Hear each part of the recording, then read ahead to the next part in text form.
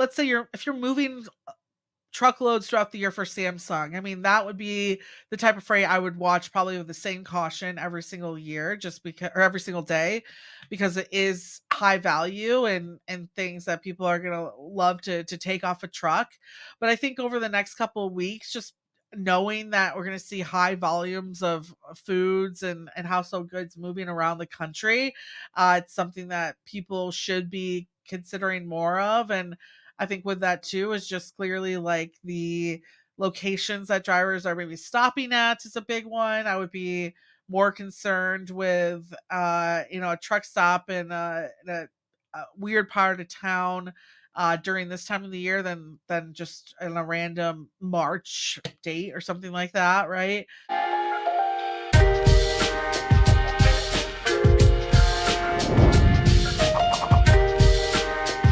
Welcome into another episode of Everything is Logistics, a podcast for the thinkers in freight. We are proudly presented by SPI Logistics, and I'm your host, Blythe Milligan. Still kind of getting used to saying that name, but we I got great know. Sharkey back on the show, and another episode of Freight Friends and a special holiday edition of Freight Friends. So, Grace, welcome back.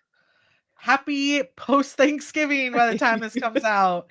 I can't wait to eat that food. Actually, I already did type theoretically, but yes, happy Thanksgiving to everyone. Happy holidays for the next couple weeks as well. And good old peak season has begun.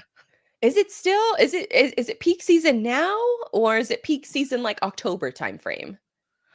I mean, I would say in terms of like the e-commerce orders, like it would be probably peak season for the last mile delivery people, for the Amazon people. We'll get into that later as well. But yes, it's peak season in that regard. Maybe not to what's coming into the ports. You're a little late, right? If that's what the numbers we're looking at, but it's for sure like small package peak season. Yeah. Interesting. Okay, I always thought peak season like happened like September. Maybe I'm just gauging it off of like my Costco cashier days when we would get all of our Christmas stuff up in Yeah. August of every year, and then it would just stay up until the end of the year. So I just assumed that peak season was like August to October timeframe, and then to your point, if you didn't get the stuff in that you needed, then you were just kind of SOL. Yeah, I totally see that depending on the store that you're seeing, but I think more of like those good old small package surcharges and all that stuff is going to be happening now. So we'll see. It's the shortest period between Thanksgiving and Christmas that we've had in a while. I think it's 21 days. So we got 21 days to make those orders. And yeah, exactly right. If you haven't been shopping, think about it. No, the problem with like shopping is that I see all of these ads because for, a little behind the curtains view, we're recording this the day before Thanksgiving. And so it's right before Black Friday, Cyber Monday, Small Business Saturday, whatever, all of those days kind of combined. But every time I see an ad, I'm like, oh, that would be cute. Oh, I would love that. And so I feel like more and more I'm just shopping for myself for these big holidays. And then I think I have to think about, oh my God, I have to get gifts for everybody else. And oh, I really want to do unique gifts this year. Maybe only try to buy from small businesses instead of like Amazon and Temu. It's like all these like lofty goals. And you really have to start that process so soon because of the lead times that you need on shipping. So thank you for the reminder that it's going to be around less than 20 days by the time this episode drops. Yeah. Yeah. So get your shopping done, and hopefully you're able to, I guess, afford Christmas or afford a good Christmas. Yeah. By the time you're watching this show, you're already behind. So good luck. By the time you're recording the show, you're already behind. Yeah, exactly. Which that's how I feel. Thank you.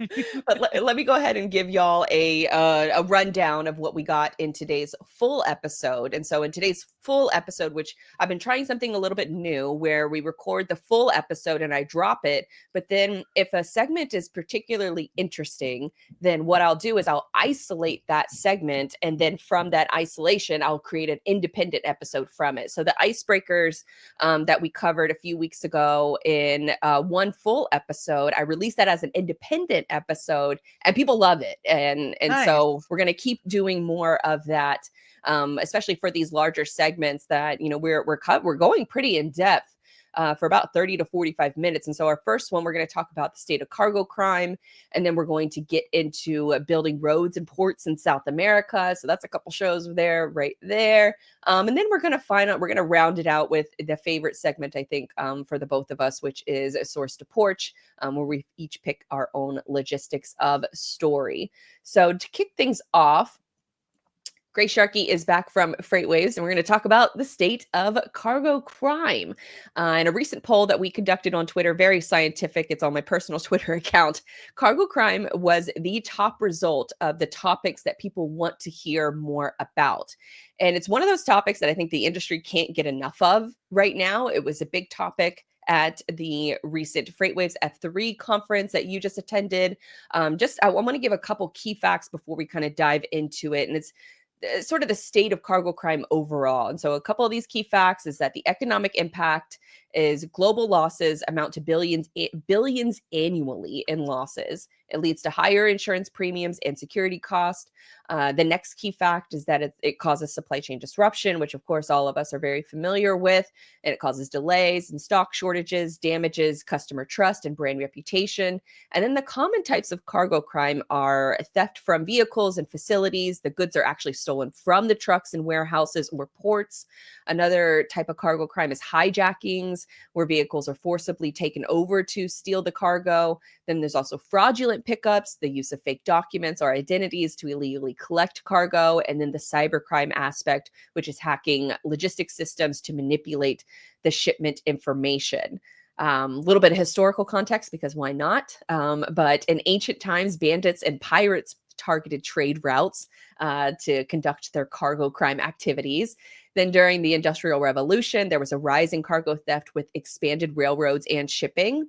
And then in the 20th century, criminals have adapted to containerization and the globalization of trade using those different technology solutions. So, Grace, you were just at F3. There was, I think, highway took the #1 overall spot, which they help prevent types of freight fraud.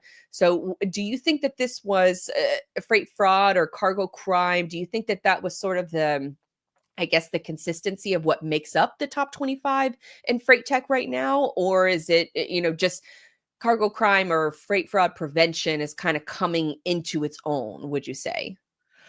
No, I think it's becoming more. I think technology in a way has helped it come almost surface a little bit more, right? Like realizing, okay, there's ways for us to track these individuals. Like the fact that not only are they using cybersecurity against us, now we can start to actually kind of track this stuff and speak up. I think that's part of it too. People are actually speaking up about these losses because they are high. I mean, I think it was in 2021 or 22, the average loss during these crimes is like over $200,000. So, I mean, that's depending on what insurance covers, like that could be a huge hit for participants in a supply chain as well, let alone just the loss of the shipper in particular. So, I think we're just seeing more and more in these values getting higher and higher, right? We see inflation. Inflation is going to mean that also the cargo is worth more, and it's just becoming a bigger deal. And what's interesting, I will say about like the highway making that #1 spot is like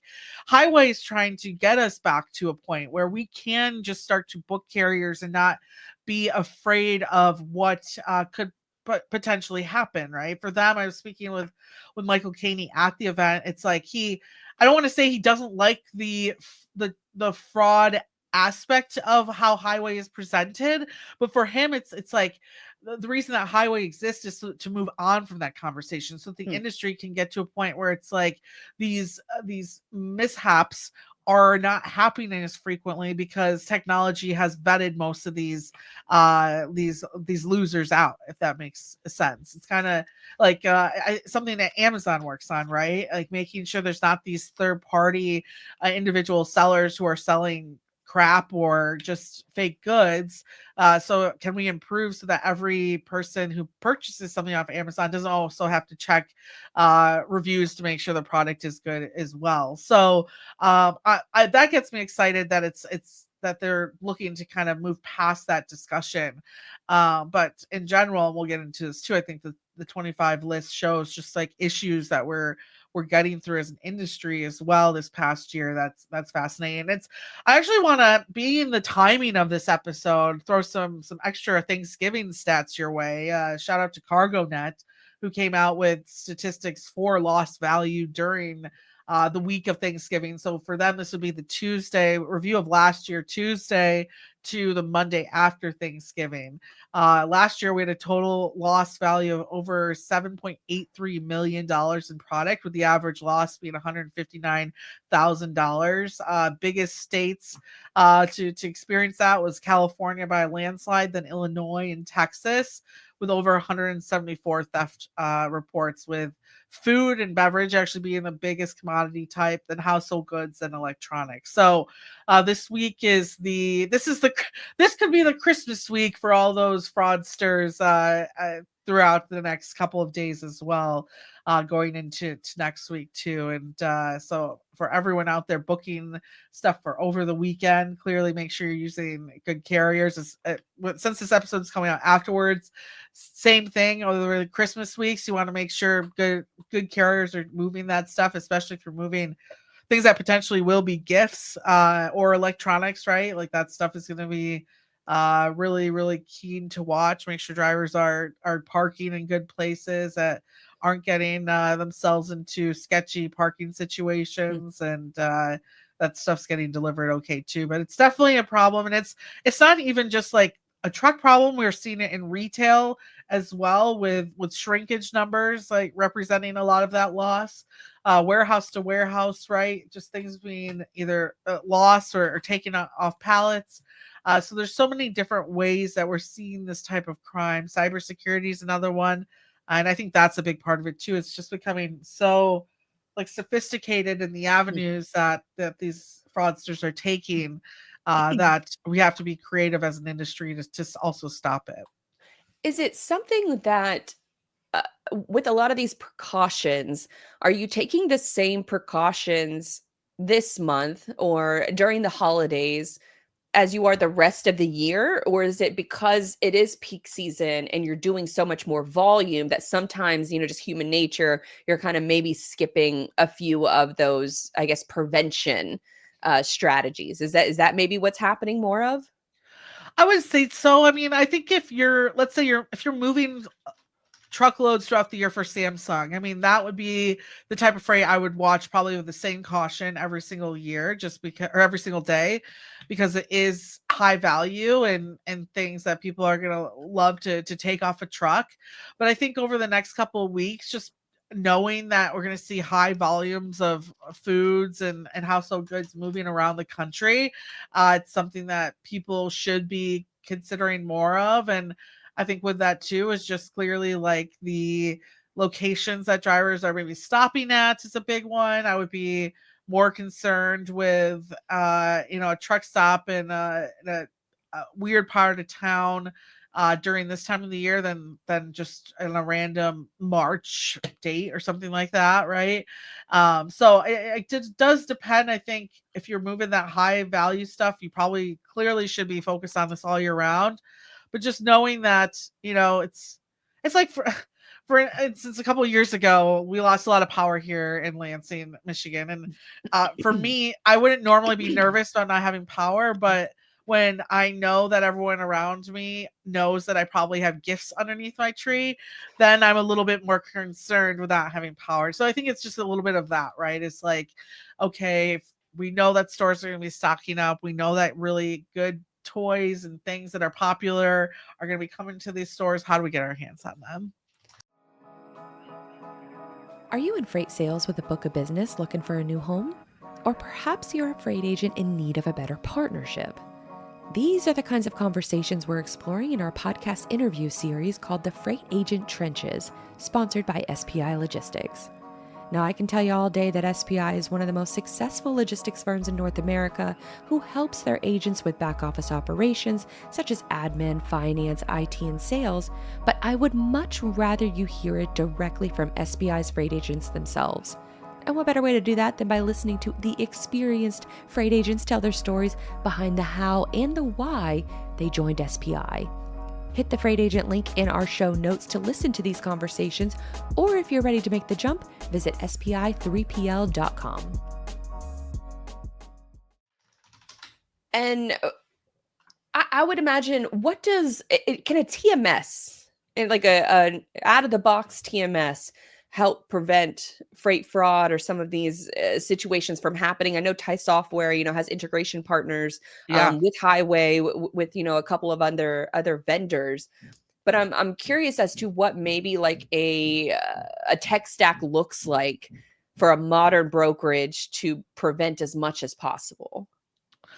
No, I would say a lot of the bigger players, larger volume participants, I've heard are using pretty much everything they can get their hands on, because they all do stuff a little bit differently, right? Like I think Highway is a little bit more of kind of almost sort of like a background check of who you're using today. Almost like for me, like Highway feels a little bit more like a credit check, if that makes sense, right? And it ties into their VIN number, I believe, right? Yes, yeah. So it's like more of like the history, this establishment behind the company you're using, where like an offering like verified carrier, friends over there, right? That one is almost more of like a plaid for like banking services, right? It's like verifying that yes, that account is yours, or yes, that VIN number and that driver are together, right? So I think with that being said, people are being creative in how they're using the different products based on what they're good at doing and what they're showcasing as well. I would say for the smaller players, clearly Highway I think would be a good one for them to look into, but I also just think in general how you're training individuals. Like if you're a really small brokerage and you're like, I can't afford any of these tools. I mean, I get it, the market's been where it's been at.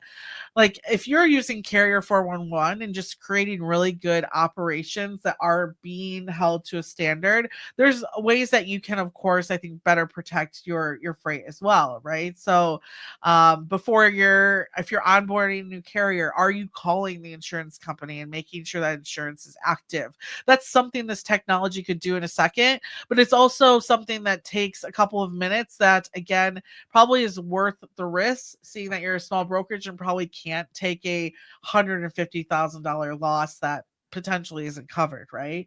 So just being like aware of what is in your system, what information is there, verifying that. Also, like at this, you can easily, humans, right? We can watch for more spam emails. When you're getting truck lists over, are you checking to see if it says it's Universal Truckload, that the email isn't like usa.universaltruckload.com or something like that, right? Like a little off to where you're like, okay, is this the person I think I'm talking to? So I think even for the smaller players out there, it's not so much of like having to invest in this technology today, but what are you doing just in your operations to create a culture that's looking to mitigate more fraud within your four walls as well, right? So I would say you're right. Most TMSs at least have integrations into these systems or are working on some really great integrations with some of those legacy providers. But worst case, on a human level, I think there's discussions that should be happening across the board at a brokerage of any size, just because that at the end of the day, that human element I think is huge, right? Like being able to see those issues and say, you know what, maybe I shouldn't buy my CEO 15 gift cards, and I mean he doesn't want Maybe that. that email looks a little suspicious. Yeah, exactly.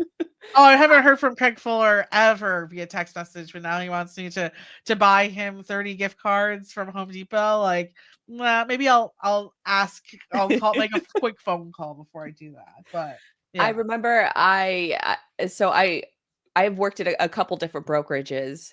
And so one that I worked at right before I started up Brumleve Brands, I was in charge of carrier relations, and I was taught by a broker on how to do it. I never asked any of these questions. It was them just sending me what the carrier information was. I checked carrier 411 just to make sure that they had a profile on there. And if they had a profile on there, they were immediately added to the system. Like there were no checks and balances that were being done, frankly, because I did not know that I had to do all of these things. I'm pretty sure it was probably just a broker trying to, get their carrier approved as soon as possible, and didn't Probably want to so. train me on what, the fraud maybe looked like. But I think that that was maybe also a different time. This I'm talking like 6 or 7 years ago. So this is definitely a while ago, and I don't think any of these tools really existed, or even fraud to this extent existed. So I think it's a good example of how this industry has evolved so rapidly,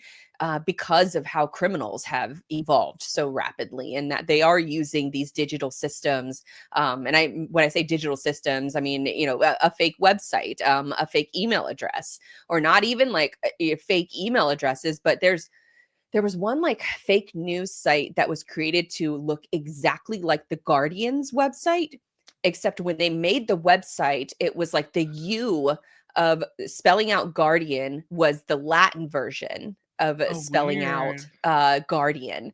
And so you wouldn't So catch it weird. if you didn't know that it had the little, symbol on the top of it.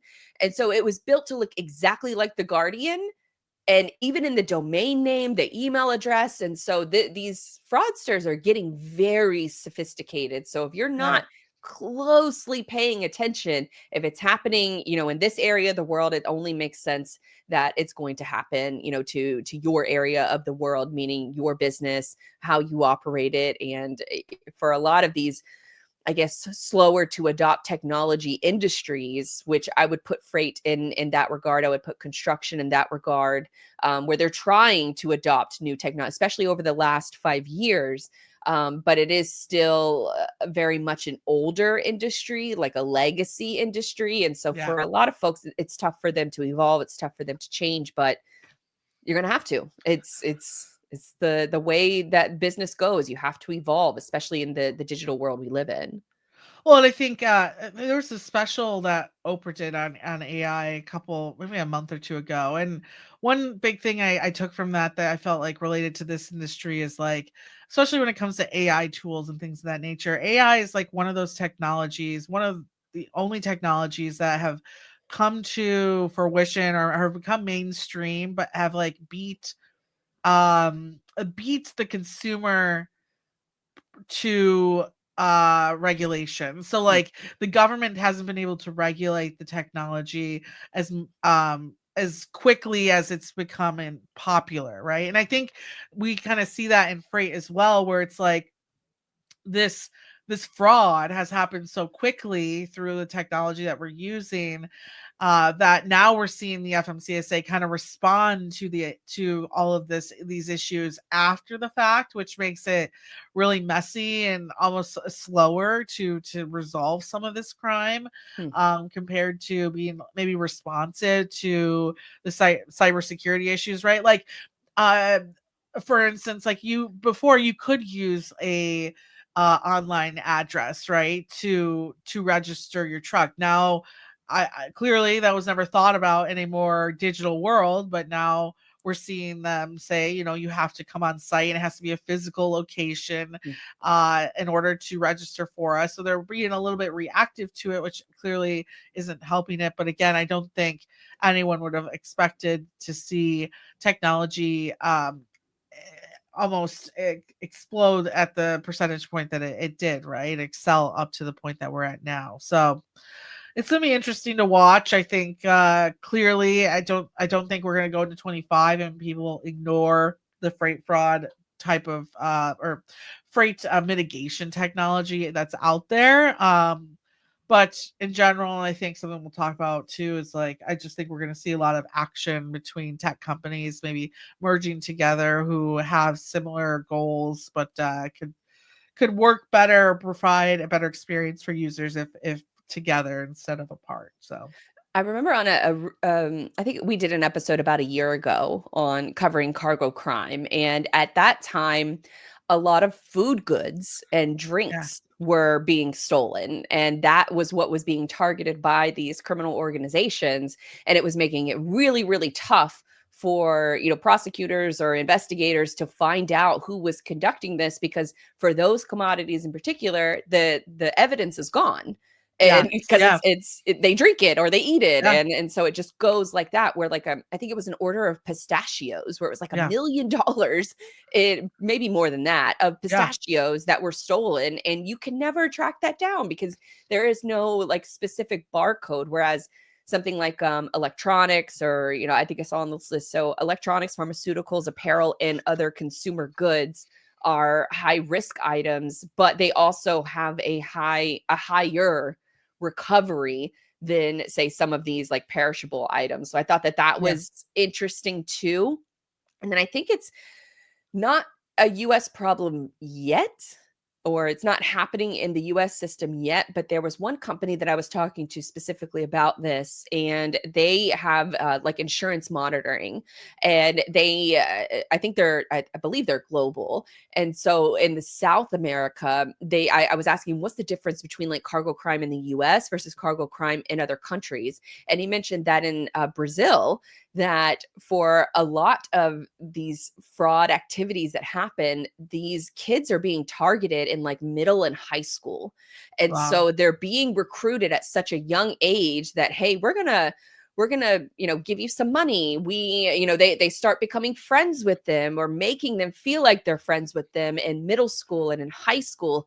And so then that way they've kind of coaxed them into this friendly relationship, and then they pay for them to start working in logistics, working at ports, and then that's their in. And then that's how they get into these different bigger organizations, is that they almost like are recruiting or hiring spies from a Yeah. very young age, and that's how they get into the system in Brazil, versus in the US, where it's much more just highly targeted locations, such as the port, such as, I think we've all, working in freight, we've all seen that footage of, you know, the trains coming out from the port of LA or the port of Long Beach, and, you know, the trains are so slow moving, or they just kind of stay there, and you can willingly just walk up and, you know, unlock a cart on a train. I think that's the right phrase for it. I don't Yeah. know what the right Sure. phrase is, but you guys know what I'm talking about. Car. It's a Yeah, freight car. Yes. Yes. a 100%. car, not a cart. Yeah. But Close. they'll just open it up, and there's all Yeah. these boxes just strewn everywhere of just people just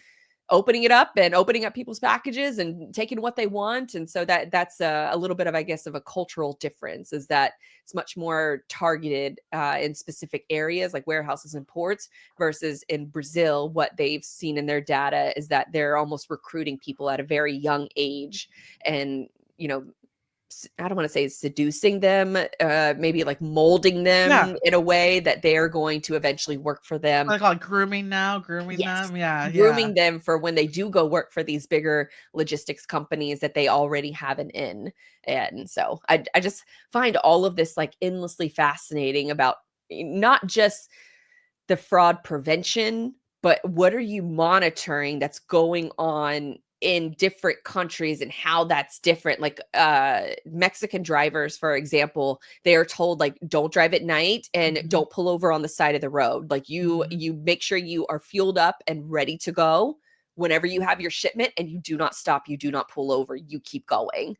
And so Mhm. that's another difference of like a different area of the world, and how they're trying to combat it, or they're trying to prevent it from happening. And so just it's overall interesting. And so anything else you think is important to bring up about cargo crime? I think, well, clearly, you know, we started a new newsletter here at Freightwaves on it. So you guys can check that out. If you go to freightwaves.com, click on newsletters, you'll see Fraud Watch on there as well. And I'll share a link with you, Blythe, for that. But it's uh, it's if we put out an article on it, it goes bonkers. It's what's on everyone's mind. And I think it's because it's so broad, right, on what exactly that fraud is. I mean, it can be anything from uh poor business decisions, right? It can be anything from that to stealing cargo to retail fraud.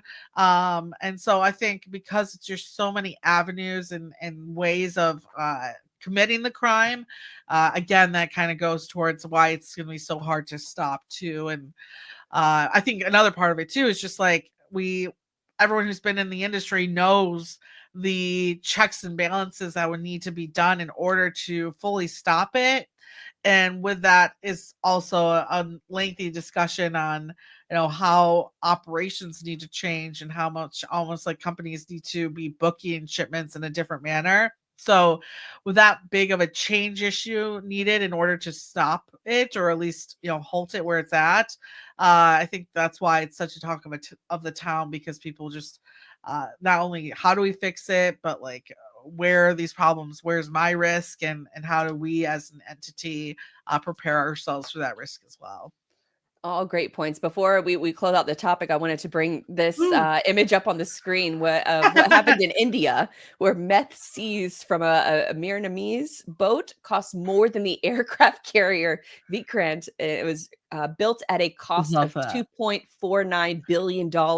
So the meth that they seized from this shipment was worth more than the carrier that it was built with. And we're talking Yeah, about street value here for the drug, not necessarily. There's a debate going on in the Reddit I comments. love This that. first one is the first comment. They said, "Damn, that's a lot of missing teeth," referring to the enormous amount of meth that was caught on this boat. I mean, if you're just listening to the show, what would you say? 1, 2, 3, 4, 4, 8. I'm bad at math, but I would say probably like 100 looks like cement bags full Yes. of Yeah. meth, which is a lot of it's a lot of meth.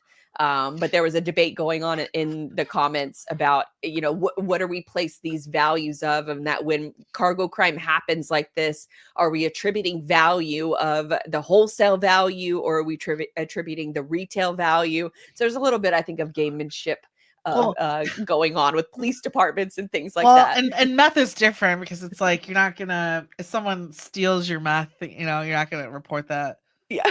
to the police. But it's funny you bring that up because most insurance companies don't cover the product value right after the selling value, right?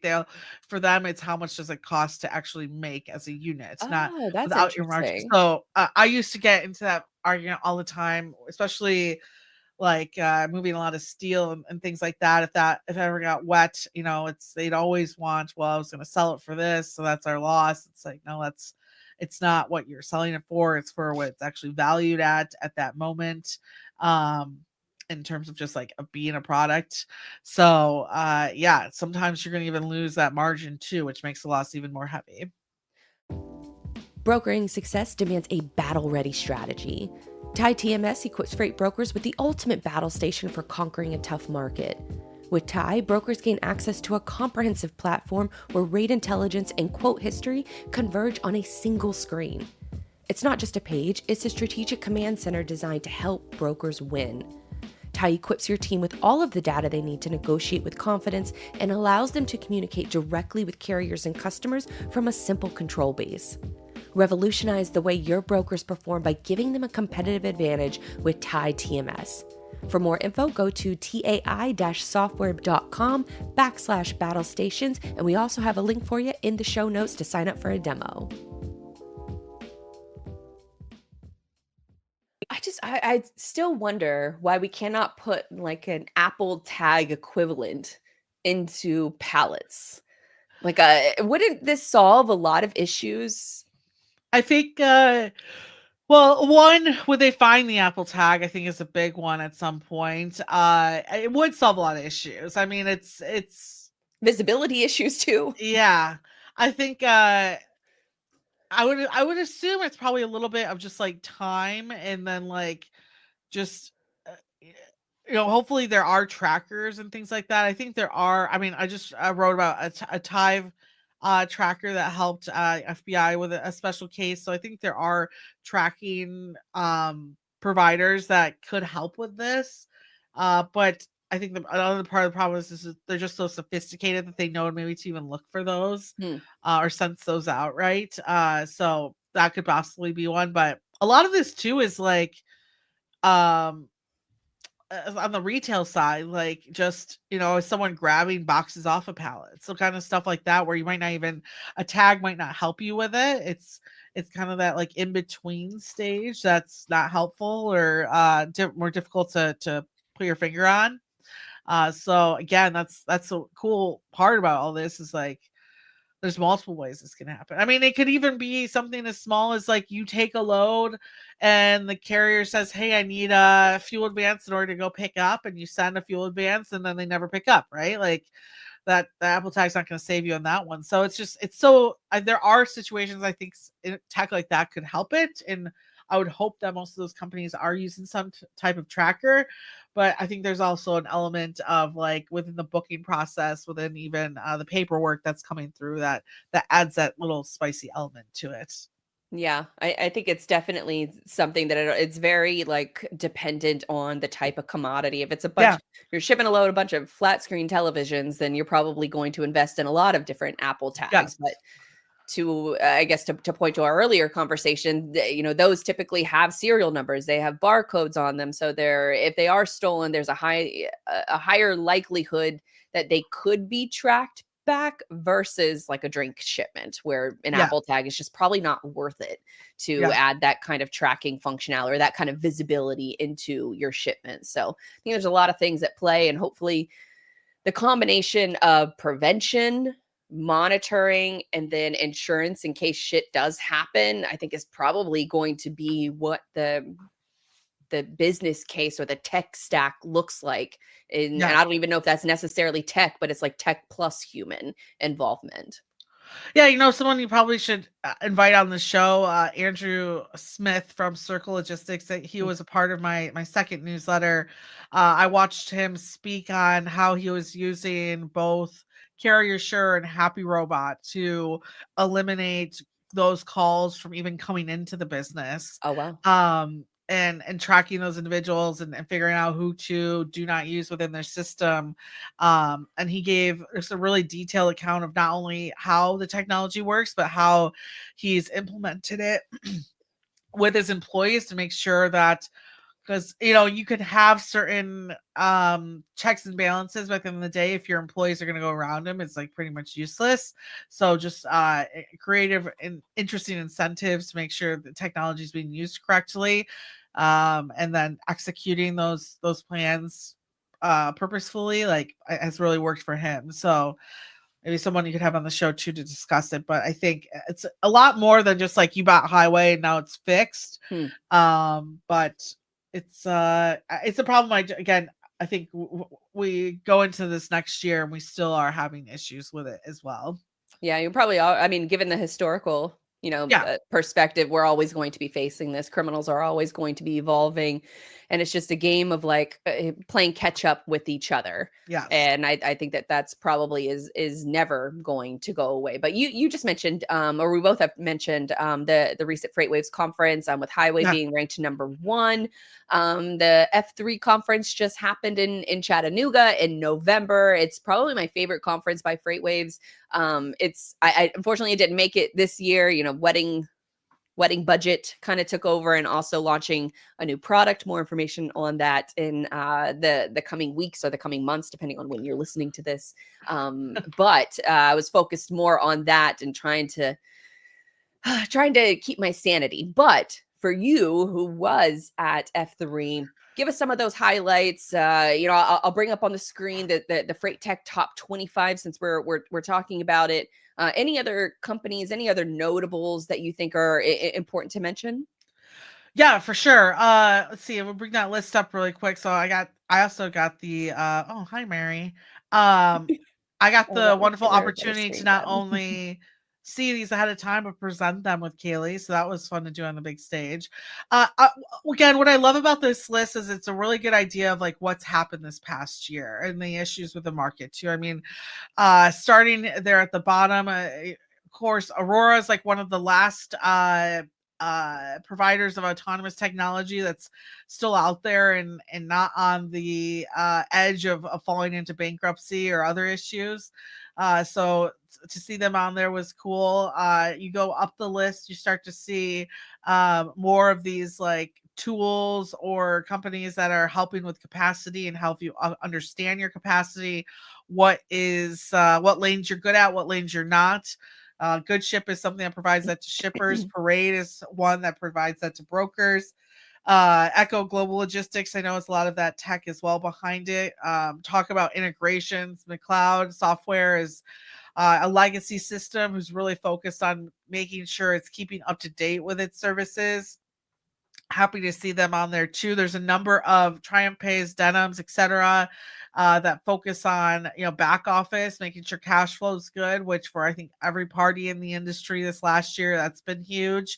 I really get excited though when you start to jump in the top 10. Number 1 or number 10, technically number 1 on the 10, is Cargado, who's has only been in the industry for a short period of time A this year, right? Yeah, just barely. In terms of like selling an actual product too, I think just under a year on that too.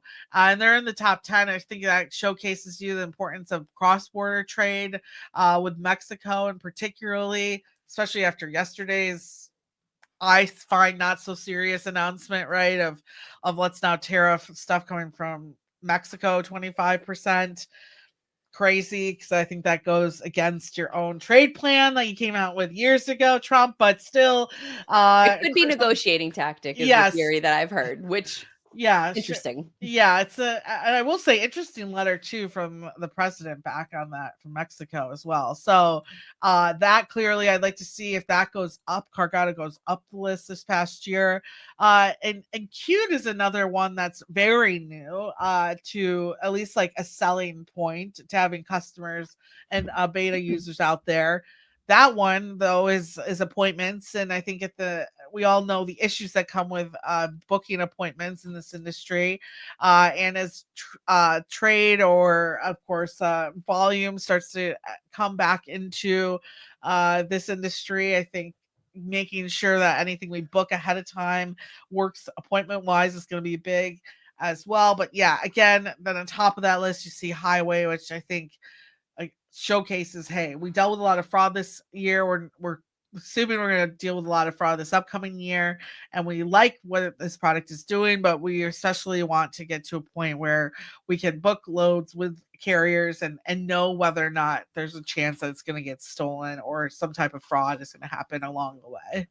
I have just as because of the project that I'm working on and seeing this list, what, like Echo, JB Hunt, XPO, even I guess Uber Freight to an extent now. I thought these were just brokerages. Yeah. How are they? Their technology, I know they probably developed something proprietary internally, but is that tool available like to the public or to their customers? Like, could you, I guess, use that technology if you're not actually moving freight with these companies? Like, how does that work? Most of them, no. I think Arrive's always been kind of tech forward in their approach to logistics to begin with. Oh, yeah, Arrive's on there too. Yeah, since their like founding days. I mean, a big purchase they made a couple years ago was Forager. So already on top of the game when it comes to cross-border technology in particular.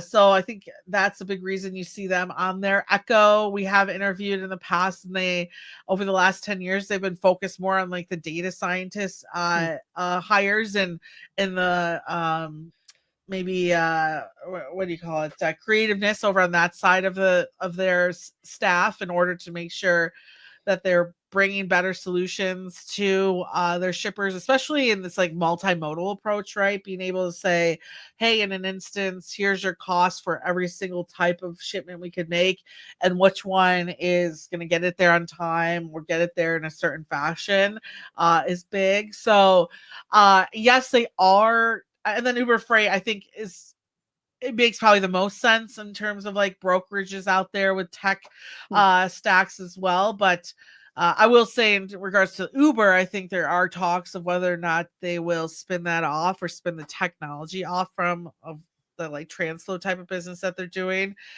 seeing how well it is doing too. So that one I wouldn't count out as a standalone technology just for that that reasoning, but totally understand the whole like, aren't these brokerages type of questions as Well, well. I know that, and the reason I ask is because I asked this a while back of ITS Logistics. You know, Patrick McFarland and I are, you know, on the TMSA board, and he was talking about their new visibility solution that they have, and I believe, if I'm remembering correctly, that the visibility solution that they have is free to their customers that move freight with them. But if you didn't move freight with them and you still wanted that visibility solution, they would still sell it to you. You would Interesting. still be able to get that technology. But it was just, they offered it as a free component for everybody, is, you know, kind of like an incentive of like, you know, I would imagine it's a very high incentive of like maybe like a lead generation tool of, this is the kind of technology that we're building. And, you know, if you become a customer and you purchase the technology solution, like chances are there's a higher likelihood that you will start to move your freight with them. So I thought that that was a really interesting play. And maybe there's something similar kind of going on here, where you can still use these technology solutions, even though they're technically a broker Yeah. moving freight, but you don't necessarily have to move your freight with them to take advantage of that offer. I mean, the only one I would say 100% does fall underneath that would be Uber Freight. Right now, they have their broker access, so even as a broker, you can go in there and leverage their tech under your own name as well. So there are a few that I think have the offering. The other few that we mentioned don't, but you know, maybe that's something that they open up to in order to gain more traction in the shipper and customer space as well. So works in some ways for sure. Well, very much in a similar vein of this topic, we usually talk about, you know, our favorite freight businesses and favorite freight marketing. So we're kind of gonna mash them together as we're talking about, you know, other companies that kind of draw our eye. With your cargo crime beat, and then Yeah. also this companies list, you just featured a company called Genlogs. Can you tell Mhm. us a little bit about them? I love this company. It just like feels like a like no shit Sherlock solution that an individual has figured out. So Ryan Joyce is the one of the founders behind the company, and to give you a little bit of his background, he and a little bit of this I actually didn't know, so I'll give a quick shout out to Andrew Silver for touching on this in his podcast. So apparently his father was a potential was in New York City during the not Oh, I or did see sorry, that in the post. Pentagon during the 9/11 attacks. And so it was something that clearly affected him, and his father didn't pass away, but something that he wanted to make sure that no one had to worry about in the future. So he is an ex-CIA member, and he got the idea from this technology from something that they're doing, I believe, in the Middle East, which was using cameras that were set up across certain cities to monitor the bad guys, you could say, right? And it, for him, he was, you know, considering the infrastructure we have in the United States, the private cameras we have across certain buildings. I mean, think of like your apartment buildings and stuff like that, or Road while you're cameras. yeah, road cameras, or even just like if you're driving on the highway, like those large like mall complexes and things like that. How many of these cameras are facing the highway or facing these main roads? And what if we could take that data from them and then be able to see where our trucks are at any point in time? And that's like quite literally how the technology works. I mean, it's fascinating. They've opened it, talk about something that's available. They've opened it up now to anyone to use for free to find those trailers. And it's as simple as typing in either DOT or trailer number with that DOT, and then it will literally pull like where it's seen it. I think What? That's nuts. yeah, I think I can drop it here. If the document I shared you, you can see, yeah, if you take that, we can pull up their Substack and you can kind of see what the like search engine looks like, because I think it'll really quickly resonate with viewers too.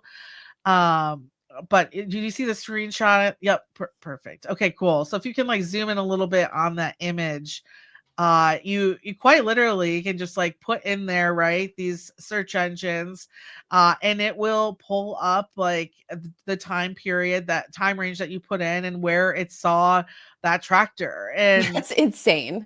It is quite literally insane. It's like I said, it's one of those things where it's like, yeah, duh, like of course this makes so much sense. And to kind of show again, they partner with private locations, right?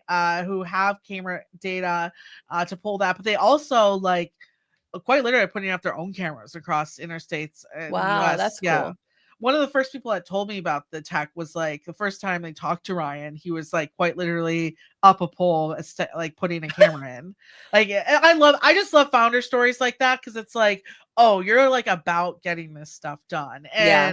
and he truly is. And if it works against terrorists, hey, it can work against bad guys here too. And I think they've helped authorities and this isn't this if you're reading this article that's on here now, this is old, but now they have over 400 missing trailers that they've helped find.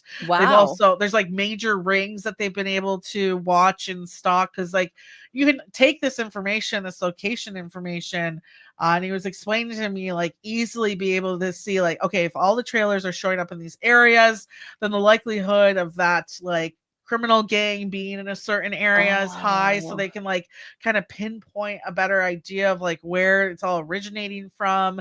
And on top of that too, like imagine that you're like someone like Ryder and you've got all of these leased trailers and assets out there, like just being able to be like, let's say it's past their leasing time, like you can go on here and find it and at least know it's like not damaged, or have an idea where to send authorities to maybe confiscate that trailer back. And it's incredible to see like how and it'll, like I said, like it will, depending on where the trucks are going, right? If they're like trying to avoid cameras and are out and about in like the boonies, you might not see them, but for most cases, like, and it'll show where that trailer was in the last 2 weeks at some point, and you can at least start to narrow it down where that product could be. And clearly uh, calling authorities with some evidence behind it and being able to get something done. So yeah, that's available free now to users. And it's I'm sure at some point that offering will go away. So I was gonna say, how are they making money? Like, yeah, right. probably the data maybe that or maybe they get a percentage off of, I any loads that they recover I or I would assume it's probably a little bit of that too. I think it's, to be honest with you, it's got to be a gimmick that's not going to last full time, it shouldn't. That's right? value and super Eh, valuable information. yeah, very valuable. But And it's not cheap to store all that data. no, and well, I was just gonna say, I've heard major expenses are going towards not only the data providers, but clearly storing that and keeping that in Mhm. file too. So there's definitely take advantage of it while you can. Yeah. But I think it's a really smart solution, and I everyone I've heard that's used it has said remarkable things about. I mean, even potentially like not having to, as they add more and more cameras, not having to even check call the driver. It's like, okay, I know where he's at. It's just this camera just caught him this morning heading towards the shipper. Maybe I'll give him some more time and not bother him and check on him then, right? So, and also for any drivers out there listening, like we couldn't see it in the example of the image I just showed you, but like driver identity is completely hidden. You Hmm. can't see any passenger, you can't see any private vehicle information, so you're not going to see like in the images any of like our cars and the actual like license plates on those. But let's say my face or a driver's face is in the image, it's all blurred. So for the drivers out there who, and I agree with you, like hate giving your cell phone number up, like this could be the type of technology that takes the place of that type of cell phone tracking capability that is also protecting your identity too. So I think that's cool because that's probably a lot of times, right? The number one thing we hear from carriers is that like I don't want to give up my identity. And again, this you could call it Big Brother approach. Just like that was honestly, that was like one of my first questions when he's showing me this. I was like, wow, this could like really change Amber Alerts. And Oh, but he yeah. was like quickly like, we do not take in any of that information or store any of that info, Hmm. including the driver images. So yeah, I think that's cool. Like just watching the assets, see where the assets are going, and uh keeping track of that as well, I think is a big deal. Yeah, that's super cool. And I'd heard of them, and I follow Ryan, and shame on me for not actually checking out, what he does. But that entire breakdown that you just gave, and plus seeing Andrew Silver's post the other day Yeah. about his background, I made a mental note. Okay, I'm gonna save that episode so I listen to it for later. So now I can't wait to listen to it even more because of everything that you just said about that. And we'll also place a link to that newsletter of you featuring them for your what's the newsletter called again? It's called Fraud Watch. Freightwaves Fraud Watch. Yep. Mm-hmm. Perfect. Okay, good. So we'll make sure to put a link to that in the show notes. Any other favorites you saw outside of Gen Logs, or you kind of want to move on to maybe some that's your favorite business, right? That's that is my favorite freight business so far this month. I mean, there were a lot of cool ones. I got to hang out with the Happy Robot guys, which I think was the last episode we talked about as well. And they're, of course, enjoying themselves in this industry still, having a good time. They're getting so much love. There's so much, and they updated their demo too. So the demo was a fun one to watch. I think actually all those demos are now on our YouTube page, so you can check it out on Freightwaves YouTube page. But Talk of the Town was a lot of this AI usage, right? A lot of this, especially phone clone ops is another one that's coming out. FleetWorks is another one. So there's different options now. It's not just Happy Robot that's out there, but a number of different providers. Clone ops, for some background on that, is one that David Bell is a part of, which you might recognize from Lean Solutions.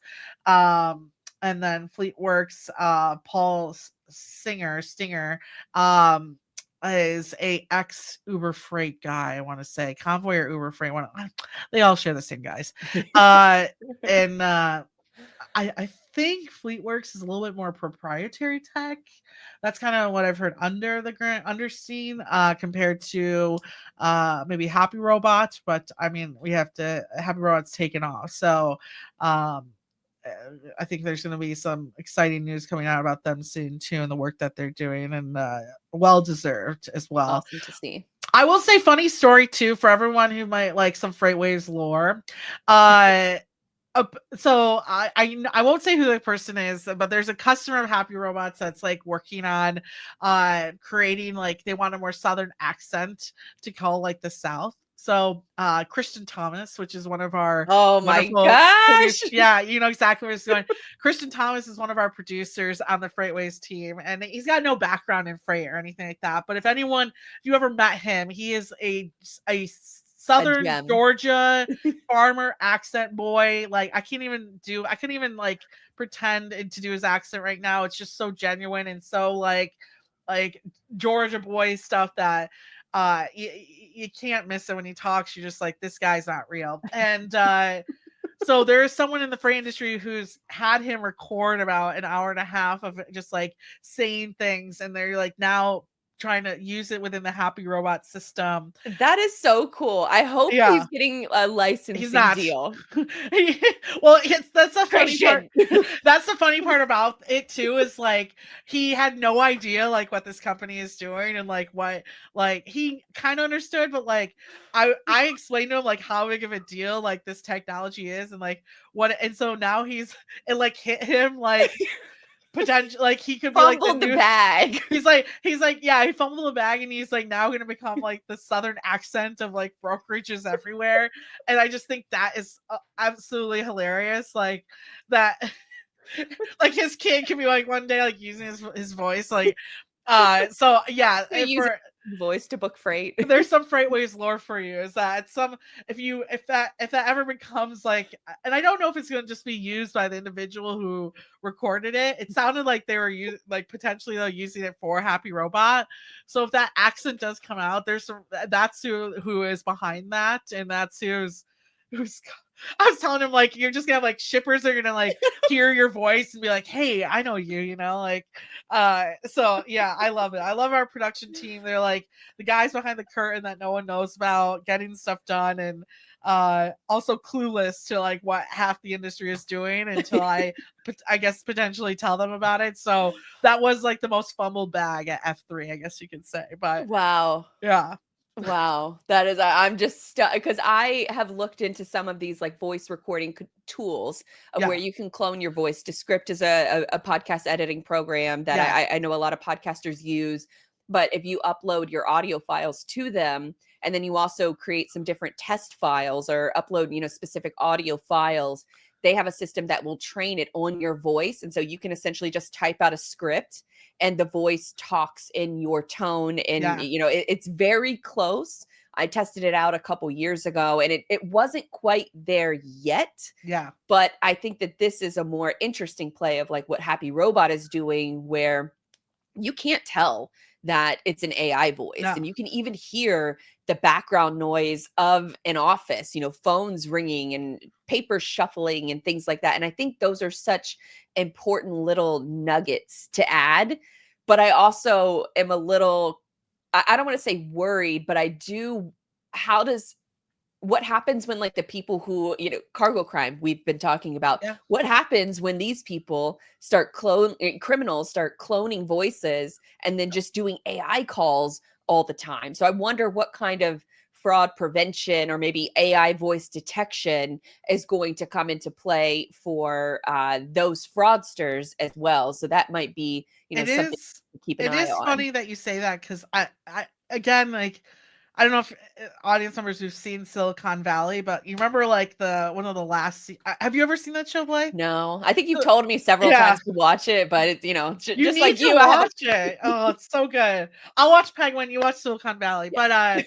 and it's only 30-minute episodes, so it's even easier to get through. But there's one of the last seasons, there's a episode where they face off the AI.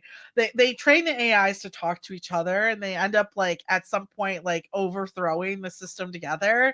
And so like that is kind of a funny concept to think like if a bot system like AI could have like eventually like team up with a happy robot, and like next thing you know all of your loads are booked and like sent to like a just like a shit carrier, or like even if a broker could like use it to like attack another broker and like take over all of their loads, like, oh my god, our system just booked like 700 loads, and like C.H. Robinson is moving all of them, like, could that happen? I think that's, but to bring up like, and I think we just talked, I won't get too deep into it because I think we talked about it last time a little, but to bring up like the regulation behind a lot of this tech, like that is, I will say that type of AI and that type of tool is one from an investor standpoint I do get nervous about, because I think there are going to be a lot of regulations that do affect its value at the end of the Mm, day. I also think that potentially we're already seeing other companies come out with this. It's kind of like a race to the bottom price wise, like mm, of how much this will cost. So I do, like, from a investment standpoint, maybe I'm like nervous about the valuations that might come out with some of these mm. companies. But and then also clearly like how will regulation affect that valuation too. But in the meantime, party it up, Frey. I mean, like, Yeah, I think it's gonna be a while before any kind of AI regulation comes down the yeah, pipeline, because the government, we just mentioned how the FMCA or FMCSA is, been really slow to adapt to, what has it taken them 4 or 5 years to even yeah. slowly adapt to, freight fraud. And so I think it's probably going to be something similar around AI, and AI is just going to evolve so much faster than what the government can respond to. And so I do it have another freight business that I'd like to touch on quickly yeah. too. And it's only because, oh my God, my lips are dry. So, it's so dry up in here, Blythe. It's so dry. And I thought I was just about to throw a nice little lip what do you call it? Not gel, but lip gloss on it to undry them. And speaking of a nice little freight company here, for everyone who is a big fan of Thomas Watson, Thomas Watson and his wife are also cosmetic creators, and they have their good old Newly Cosmetics cherry pie lip line, Love it. including batch numbers. They're getting into batch numbers so they can track everything too, which I love. And it was fully sealed package wise, but so yeah, shout out to Watson and his wonderful wife, who I believe works at AI Fleet. But Go check him out. Maybe he'll get you a free sample like he has. I me would and like a Mary. free sample, especially because he's Yeah. getting a promo. This is the second time he's gotten promo on this show, and I am over here having to use, lipsticks from Korea, which is not bad. Actually, no, yeah, Korean makeup's No. great. So It's not bad at all. Yeah, But it's I would like to support, some local Yes. freight friends, other I- freight friends. I will let Thomas know to get that out to you in the mail because Well, speaking of getting something out in the mail, and also speaking of that Freightwaves top 25 freight tech list, Yes. another company. Well, Shout out to Green Screens. Hey, look at that! They sent me a little merch box so you can see a little Green Screens I love AI that. hat. Oh, shout out to Dawn, who actually took her green screen shirt off at the Stone Temple Pilots concert and gave it to the lead singer and got a nice little like free ad out of that, dude. With him like holding it. Love that. I know. I love her so much. But they sent me a really nice care package. We got a little sweat towel and not napkins. Sweat towel, notepad. Love it. I got some stickers too, and then they included this. So if you wear your swag, then you give them a little hashtag and you share it with them. So Green Screens in the wild. Hopefully this counts. I don't think it's going to count as a hashtag, but what I do love is that they sent 2 sizes for koozies. Oh my God, we love koozies. So we love Green Screens. Love Dawn, previous guest on the show, and I think I talked to her for like an hour and a half. A very, very good conversation. But 2 sizes, one for the seltzers and one for the regular beer cans. So we need variety in our koozies, and I'm glad that they are that they're doing this. So shout out to Green Screens for sending me the little care package, especially through the mail. Because in our last episode we talked about the power of direct mail, and here we are. Proving it. This was not planned, by the way, to talk about direct mail on the last episode and then to mention it for this episode. Very, very happy coincidence. So shout out to them for sending me that stuff. I want to round out this segment with our favorite freight marketing, which I could absolutely put Green Screens in that list too. But I got another one I'm going to mention. Let me bring up company called that they just actually selfish promotion here, but they just previewed me on their channel. It's called Supply Chain Gals. They have a really, really strong following over on Instagram, and also they're definitely building it up over on LinkedIn. But they feature women in supply chain roles, and also have some really fun like different marketing graphics. Oh, hey, there's me. That was featured. So yeah, that was nice of them to throw that up there. But then they also have, like Taylor Swift logistics, like, we've covered this on the show before. But they put it together in like, fun, like image formats, and they, showcase other, obviously supply chain gals. So they're featuring other, women on their platform. So I just love this. I think that it's, very similar to, I think what you're trying to do with Logistics Girly, and just, showcase the women that work in freight. So shout out to them. It seems to be like a really good system to find and discover other women that are working in this industry, and, kind of create a little club among us. Yeah, which actually the next episode we record, I think I'm going to have some cool stuff to talk about on that too. So yes, that next episode, you and I will have, we'll dive into that a little bit more as well. Cause I've been working on some things at F3 as well in that regard. Good. So, yes. I was wondering, what was going on with that. Cause I don't know if it's probably just the LinkedIn algorithm, which has just been weird for me lately, but I haven't seen many posts coming out of Logistics Girly. That's me being terribly bad at my job. Unlike you're working in silence. You're working behind the scenes. 100%. That's it. Yes, it's not me being lazy. Something a lot going on. A lot's been happening in the last like 5 months or so. But we're getting back on the train of progress in the future. So yes, there's fun stuff next month to get into on that. Heck yeah. Well, maybe Supply Chain Gals and Logistics Girly can do like a collaboration together. And I'm sure we'll see some of them over at the Manifest conference that's happening in early February, I believe. Yeah. Or mid-February. Yeah. Early mid-February. Same thing. Yes. Yeah. It's like the 8th to the 11th or something, or 9th to the 11th. Anyways, we'll put a link in the show notes for y'all if y'all are interested. Okay. So that's it for my freight marketing and business. But did you have a marketing spotlight, I believe? Yeah, and our YouTube page again has this interview, but one of my favorite interviews at F3, and a marketing aspect too, because so we'll start with lead coverage. Lead coverage, I'm sure you've worked with Blythe, is a very successful marketing firm in the industry. They do a really good job of uh, building a story. As a writer, a lot of times I get press releases and I'm like, what the fuck is this even mean? Like this is they'll be like, the sky's blue, just announcing that the sky is blue. And it's like, yeah, we all knew that, so it's like they do a really good job of sending over story ideas with their pitches, right? So it's like, cool, like this topic is popular, how can we help with that? Now that's so funny, that's exactly what my screen looks like right now, because the Mary O'Connell post, perfect. So Mary's gotten 2 shout outs in this Yes. episode so far. Yes, let's go, Mary, our queen over at Check All. So yes, Carol Brown, it works for them, is a big part of their organization, as CEO, I believe, right? Over there. She's recently released a book called The Revenue Engine. Not only am I just like loving the color scheme of this book, but the information in there is absolutely incredible.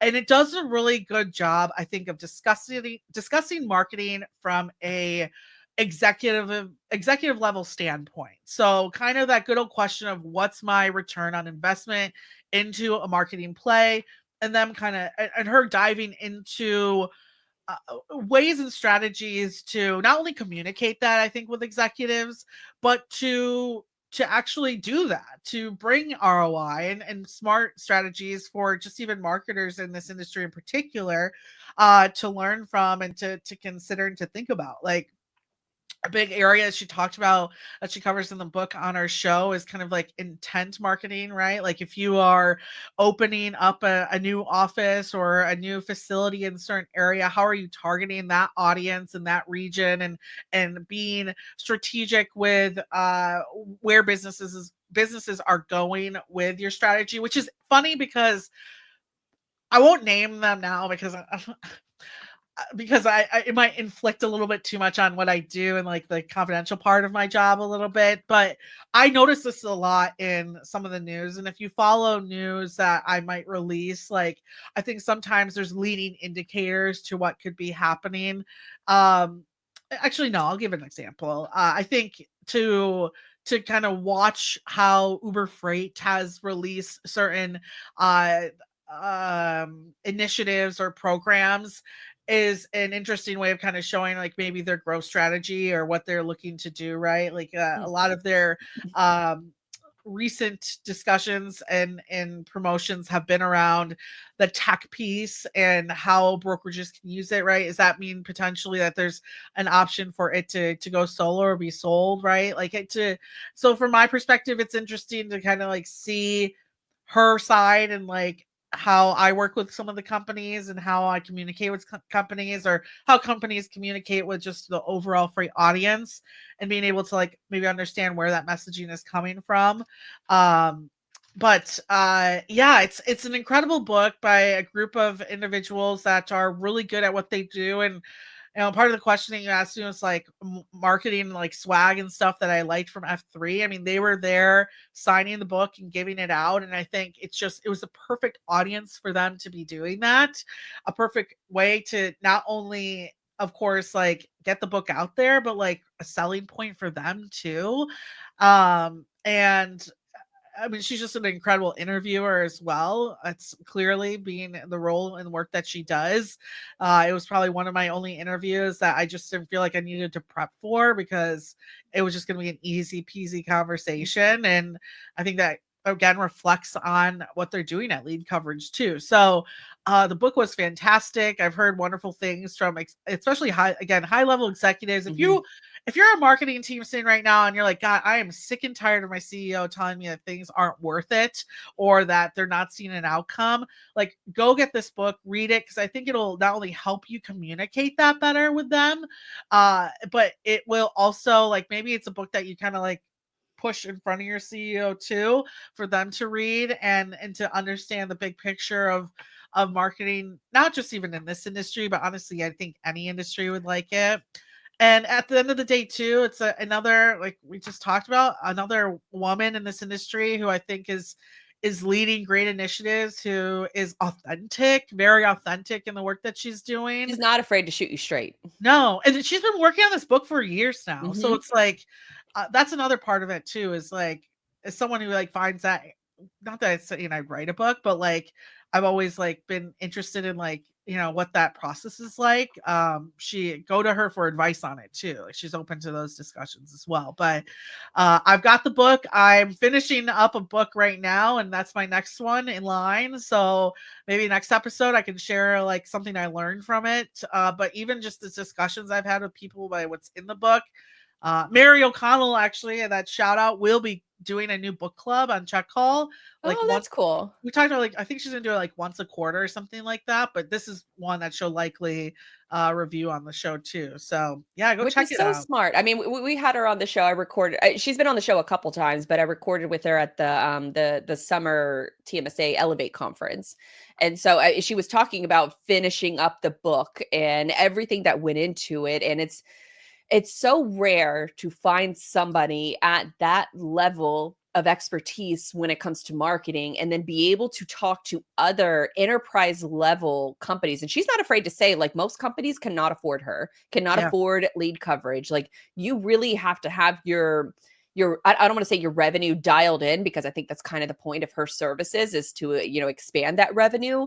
But what I really love that she brought up in that conversation is that they practice what they preach, and at lead coverage itself. And so when they're doing these marketing campaigns or these marketing initiatives, these marketing programs, they set up all of like the sort of data analytics, that side of things. But one thing that they do is that for qualifying, they lead coverage, if they think that they have a lead for you, they will do the first call. Lead coverage does the first call to qualify the lead Interesting. and to make sure that they're a good fit Yeah. for their client before they pass that lead off to them. Because I think too often, you especially from, building websites on the website side of things, I can't tell you how many times that, for digital dispatch, for example, that I have a book a meeting function on my site, but so many people have booked a meeting with me that are not qualified.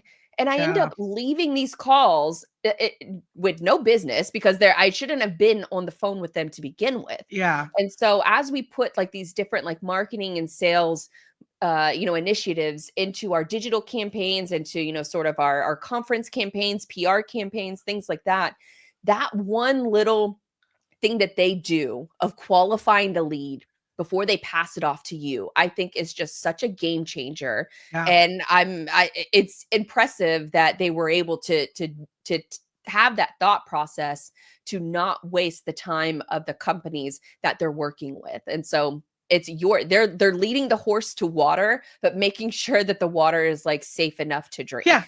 Love And that. I think that is the most pivotal thing of the service that they provide, in addition to just the overall education of the data that you should be paying attention to. So I think Yeah. too often, especially with marketing agencies, just in general, not necessarily in this industry, but you see a lot of it in this industry, is that they just care about engagement. They just care about, vanity metrics and things that don't matter. For example, I had a company that was talking about how they did not get enough comments on their LinkedIn posts, and they wanted to know how to get more comments on their LinkedIn posts. And I'm like, why does it matter? Like, Yeah. what does this is not moving the needle for you. I could make an argument that, putting a comment on a post expands the reach into other people, of course. But for the overwhelming majority of people on social media are lurkers, meaning they're not interacting with any of your posts. They're Yeah. not sharing them with anyone, but they are seeing them. And Kara even brought up that in a conversation, that she had like some kind of business partner that came to fruition years later, and the guy had been following her for years. And Wow. when she was talking to him, she was like, what the hell? I had no idea you were even seeing any of my social media posts. You've never once liked it. You never once sent me a DM about it. Like, I had no idea And I'm Yeah. paraphrasing, of course, what Kara said. But they ended up doing business together years later, and he had never once engaged on her social media posts. And I thought that was really, really interesting that, you know, she's able to see through the vanity metrics and then also help other executives, other leaders see through those metrics as well and focus on what matters. But that Yeah. extra step of making the call is so brilliant. And I think that if you can afford her, you should go work with her. Yeah. I agree. And yeah, a great presence at the show. I was, again, great interview too. And on top of that, I mean, I have to be honest, the best thing past that, we got the puppies. Dogs were there.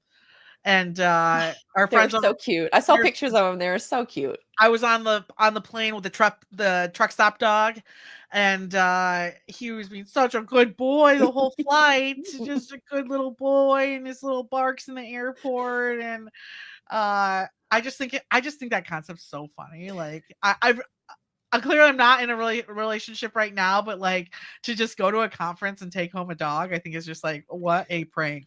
Like you know, like and the person I've who definitely got the thought about it. I think puppy, every puppy I've held at yeah, a conference, I've thought about it. I just love the concept of like you're leaving Chattanooga with a dog. Like what a weird life, you know? Like And I know for a lot of folks, they don't recognize that if you adopt these dogs, usually the people there that are helping facilitate the dog adoption. So they're usually like a charity or humane society, and it's the team that comes in to help manage the dogs and take them away for breaks and things like that. But they will also help you travel home with the dog. So it's like win-win for yeah, all folks involved. yeah, I do remember from last year's F3, wasn't there like several Freightwaves employees yeah. that adopted a dog? And I remember telling the Boiler Room Boys, who now have gotten their second shout out during this episode, with Boiler Room Boys are the production crew that work for Freightwaves. You know, we just talked about Christian Thomas, you know, lending his voice and not getting money for it. I told them that they should follow the like puppy progress of like, you know, growing into adulthood as a Yeah. dog for these Freightwaves employees. And Bring them back. I Like have want to see a where are they now? Hopefully like yeah. you or Dooner can make that happen of where the puppies are now. I want to see them. Yeah, we need a whole nother pit to like bring the dogs back and like but yeah, they're so cute and they are like, you know, the day gets tense, you know, and it's nice to just like turn the corner and be like, oh, what cute good boys and girls we have. So It's so it's great. fun. Every conference should have this. Yes. Yeah. Oh yeah. And it's like we sold I think somewhere around 7 or 8 of them, and I think the sponsor is Amazon. They usually cover all the costs, right, of like everything as well. So The shots and, you know, all yeah, those, you know, I guess like intro puppy things that you got to get done. So yeah, these are cute maybe boys. that's in my future, but not until I get a yard. So I'm See, looking at I've lived through a puppy recently, and so I like Blythe knows. Like at Manifest last year, I'm like, I just see something that's gonna a whole group of animals are gonna eat my shoes. Like I do not. I see cute puppies for like 5 seconds, and I remember like, oh, this thing is going to eat my shoe and poop on my rug. So yeah, you do have to find like a good personality dog. And that's why I you know, I don't know. The best dogs that I have found are the ones that usually find me, I guess. And when I'm true. talking about the ones that I've had, it's like, you know, Humane Society or like my mom, you know, this did happen like 10-15 years ago. Someone dropped 2 puppies off on her front door. And I'm like, why can't that happen to me? Like it couldn't have happened to a better Actually, in a person. perfect world, that happens never. But like, if it does happen, why? We had the same. I think it was about a couple months ago. I found the same. Someone just dropped a dog on the neighborhood, and he was. I know, and he was like, he was a big boy though. It was one of those Yeah. dogs where I stayed in my car. It's like, nah, he's a big boy, and the society came and got him. But it's so sad that people do that. Yeah, it is really sad. Well, we think that because we've always had dogs growing up, and so we think that they were fighting dogs that weren't Yeah. going to be up to par, because one of them, his eyesight wasn't the best, and the other one had kind Oh, of problems with his hips. But they were puppies. Like yeah. they were dropped off, and they couldn't have walked even if, Oh, because my mom wasn't home at the time. And so when she came in came to the front door, and she had, her hands with groceries, and she's unlocking the door, the puppies like kind of walk over to her and yeah. start like licking her feet. And she's like, what is Mm, going on? Like, what a oh, great goodness. surprise. That is But super they were, cute. yeah, they were babies. But kept them for forever until they passed away. But they were beautiful. So yeah. It's the opposite of the possum I have living under my porch right Oh now. my God. He's so cute too, and my cat is like yowling at the back door all day long now, like trying to play with it. Like, so yeah, it's better than a blind baby possum. It's just using your porch to survive. All right, well, let's move into our next segment. Gray Sharkey back with us from Freightwaves. The Blythe Milligan here. We are proudly presented by SPI Logistics, and we're going to talk about building roads and ports in South America. So this was such a fun story for me personally to do a lot of research on. I don't know if you could tell in my voice of And how I will say, I had no idea what you're talking about, but I also was like, "Oh, this is very interesting." So, it is so I've been endlessly watching YouTube videos for a while. I've been keeping notes on this specific topic because as I guess as a backstory, my first trip out of the country was to Peru. Peru is a country that's based in South America. It has one of the world wonders with Machu Picchu. It was a trip that honestly just changed my life. I literally think about that country at least 5 times a week. It's just so I got, Peru. No, I don't have the Peru stuff. We got this gentleman right here. I'm blanking on the name, but got that in Peru. So great country, love it. But what I noticed when I was there is the road construction, and they have an Andes mountain range that is located there, and also in other countries as well. But the roads are so insane. There's actually, YouTube documentaries that I'll put a link in the show notes that talks about how dangerous these roads are. There's a road in Bolivia, which I'll talk about here in a little bit. It's literally called the Road of Death, just because they're so dangerous to drive on. But the reason that this story came about is that I always kind of have like my eyes open for anything like Peru related stories. But there is a new South American port in Peru that was just opened, the Shanka mega port that was just opened. And if you don't know the geography of Peru, it's basically on the west coast of South America. And so for a lot of shipments, especially from China, that is a direct trade route for China. And so that's why they have heavily invested in South American infrastructure. And this is one of the biggest ports in the country that just recently opened up. So I guess to give a little bit of background of why the Shanka megaport matters is because if you think back to our Arctic shipping episode, we talked about sort of the new Arctic Silk Road that China and Russia, some other countries are trying to explore to develop that trade lane up into the north.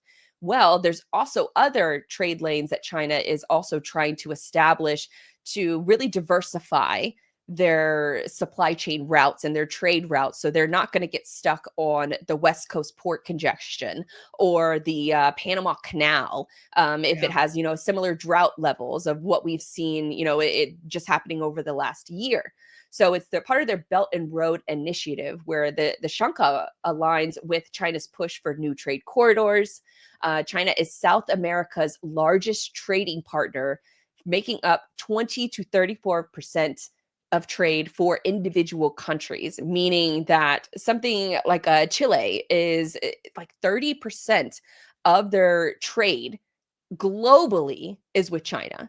And so these direct corridors and setting up those direct corridors are vitally important for China, for who, I know a lot of people don't want to hear it, but they control the overwhelming majority of the world's manufacturing. So if they're shipping goods, then they need to be able to protect these trade routes. And so it's called essentially the Great Rerouting.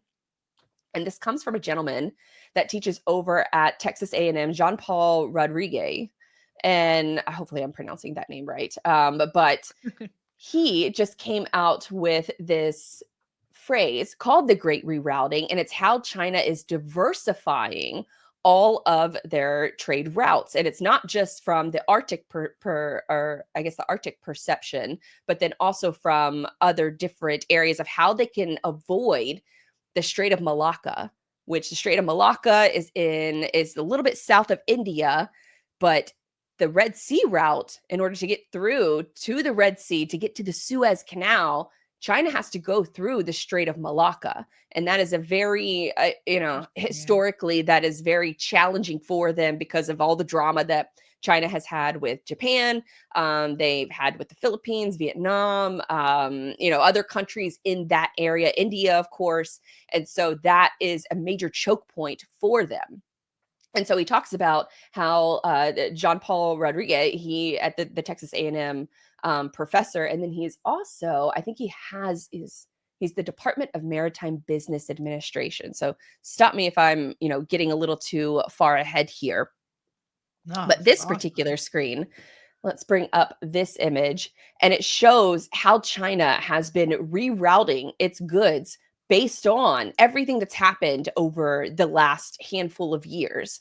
And so basically what they're doing is they're rerouting a lot of their shipments to avoid the Red Sea crisis, which is what you see here, the Panama drought, the Suez blockage that happened back in 2020 famously, but all of these different crises that are happening across the globe, and how China is trying to deal with, shipping their goods out, and really the rest of the world is trying to deal with shipping their goods out.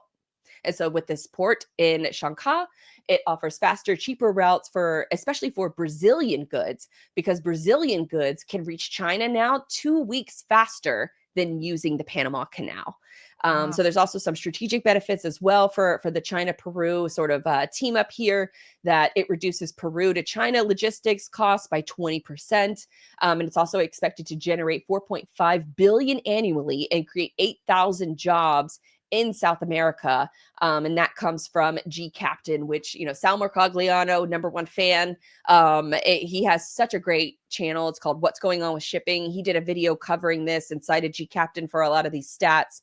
I'll put a link in the show notes in case you want to watch it, because Sal just gives such a great he's such content goals in my opinion. Yeah. He gives so much knowledge and perspective on a lot of these different things. But I'll get into some of the key challenges, but especially when it comes to geography and infrastructure gaps. And I got a lot of B-roll that I'm ready to tee up. So anything before I start teeing up this B-roll, because that was just sort of setting the stage, and now I'm ready to get into the nitty-gritty of it. I love it. Yes. No, let's, I think let's get into the nitty gritty, because this is like the fascinating part too, especially when we get to the train routes or the railway route. I think that's interesting in particular. I'm glad you brought that up. Oh, is that where we're going? That is one of the first things Not the bi-oceanic corridor. Is that where we're headed? I didn't know that part. But yeah, when we talk about, some of the challenges that are going on in South America, it is mainly tied around infrastructure. The roads are very challenging to be built outside of the Great Inca Trail, which I'll get into in just a minute. But there's roads, there's the Amazon River, then there's also the rainy seasons. Then there's so many. It's a continent, so they have all different kinds of weather that are going on, different elevations of weather. So the geography of the Andes Mountains is just insane. Because I guess I should back up. It's not just the port that's on the west coast of South America. It's essentially trying to connect Peru to Brazil, because Brazil and China are major trading partners with each other. And so what they have to do is, Brazil's on the east coast of South America, and so they have to either go around the southern tip of South America, which is very dangerous waters. You can't necessarily, even take a ship through those waters for, 6 months out of the year. So it's not reliable. And then when you factor in the Panama Canal and a lot of their drought issues that they've faced, in the last couple years, they have alleviated that. I believe they're putting in, some redundancies in order to help, fix their water flow issues in that region.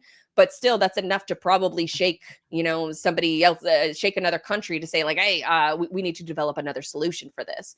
And so the idea is that they're going to have this mega port on the west coast of South America in Peru, and then they can build some train lines, and then they can also build some roads to go through to connect Peru and Brazil from an infrastructure perspective. But you have a little problem with the Andes Mountains in the way. China apparently has a lot of experience in building these train corridors, especially through mountainous areas. I think they've done it a lot in their own country. And so they're helping Peru, and as part of their Belt and Road Initiative is to help not only, South American countries, but also African countries as well. There's, I could also get into a little bit of like, there's a little, I don't want to say shadiness going on, but essentially what China does is they offer the money to start these projects. Yes. And if the country can't pay those bills back, then China is able to seize those infrastructure assets. And so that's a win-win. Yeah, it's a win-win for them. They can get additional trade routes, or they can just take your stuff. But very capitalistic of them. Yes. So this is a photo of the rail lines in Argentina. So this is just a very small sample size. And so in 1990, you could see all of these rail lines that existed in the country. And then you fast forward to 2014, which is obviously 10 years ago, but it's drastically decreased. What would you say? Maybe 10% of the existing rail lines that were around in 1990 existed in 2014. The reason, and from, kind of reading and trying to understand what's going on with, why would these rail lines decrease so much in such a short amount of time? And the reason for that is for, Argentina just itself as a country has had a lot of issues, changing of governments, anytime you have a change of government, you have change of priorities. So these industries, especially for transportation, have gone through several phases of being regulated versus being unregulated or deregulated. And so when you have that situation take place, then something that's like the rail lines, which were government controlled, so they regulate them and then they unregulate them, well, they fall into ruin. And the maintenance of them, you can't keep up with them, and that there's no money to keep up with them. Yeah. There's also an issue of new construction costs. Mother Nature is a big barrier. So that and Bolivia, which is the country to the east of Peru, has a lot of very similar geographic concerns. And so let's see, the Road of Death. I'm going to bring up it's Road of Death time. What like a great also it's Road of Death time phrase. Happy Thanksgiving. It's the Road of Death time. Oh, or shook. What are we shook about? I just hold on. The video is not available anymore. No. Shook it. Oh, you talk. I'm gonna find it because this is not gonna get around me. So what China, you're not getting through in this one, China. We're finding the video. Yeah, we're gonna find the Road of Death free documentary. Road of Death. And I'm sure it was here we go. Found it. Nice try, China. Nice try. You tried again, but we're gonna figure it out. All right, let's they thought they could hold us back. This is a land of the free content over here, China. It's kind of ironic talking about YouTube when I think they just took down a bunch of other posts recently, but that's a story for another time. All right, let me bring up this video. And this comes from Free Documentary. And they basically, they have a bunch of people that they're following in Bolivia. One of them is a truck driver. And so to sort of set the scene, truck driving obviously is a very dangerous job here in the United States, significantly more dangerous in South America because of all the issues that they're dealing with. So all that to say, I've talked enough about this. I'm going to hit play on this video. And it's going to play for a couple minutes because it's really interesting stuff. Now, there is hardly a single road in Bolivia that he hasn't traveled. Oh, yikes. The road to La Paz is his home route. He transports timber from the jungle. His load weighs 25 tons. Without any incidents, the journey takes him 3 days.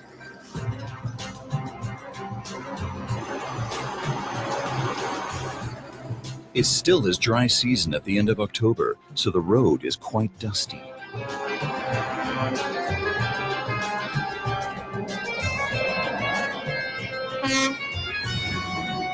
In a few weeks, it'll start raining. The road will be drowned in mud and morass, and there is hardly any kind of movement possible. But for now, the drivers are fighting the stifling heat and the dusty air. Omar is driving quite fast. He's using the opportunity to make kilometers. His co-driver hardly knows the road. He wants to learn about its pitfalls from Omar. It's like death gripping the side. There are dangers everywhere. You must not make mistakes. The truck could break down. There is a lot to be sorry about. When you're on the road, anything can happen.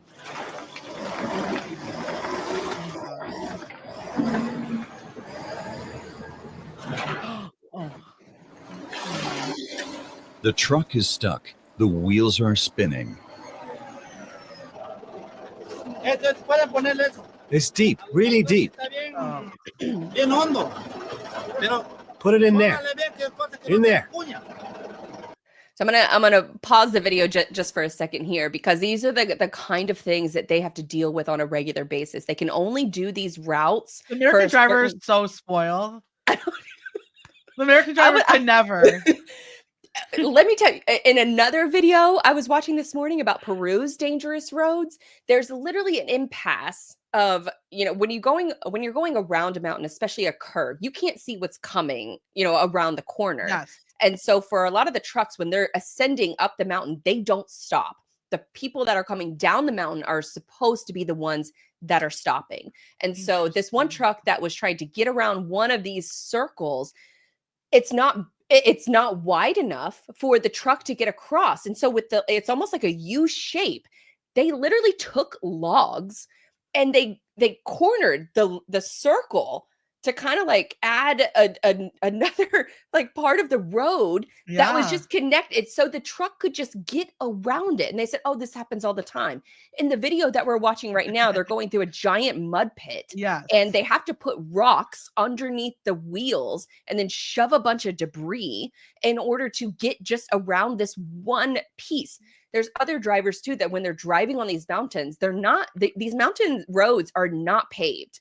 And so because they're not paved, the tires kick up a lot of dust. And so then they can't see the damn road.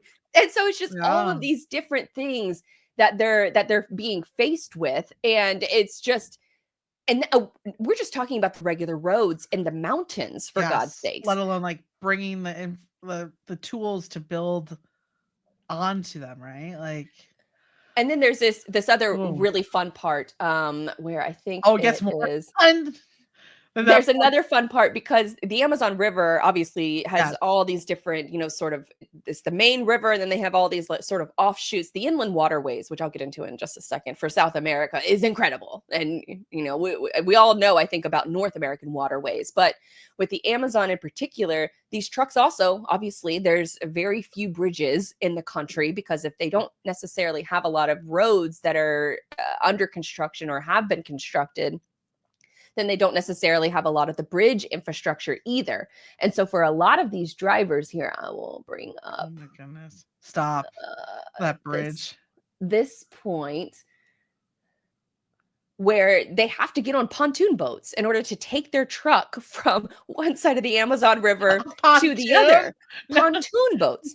And a lot of these pontoon boats can fit a max of 2 trucks at a time. So let me play it from here. Rurnabaki lies on the banks of the Rio Beni, on the inflows of the Amazon River. Trucks are waiting to cross the river here.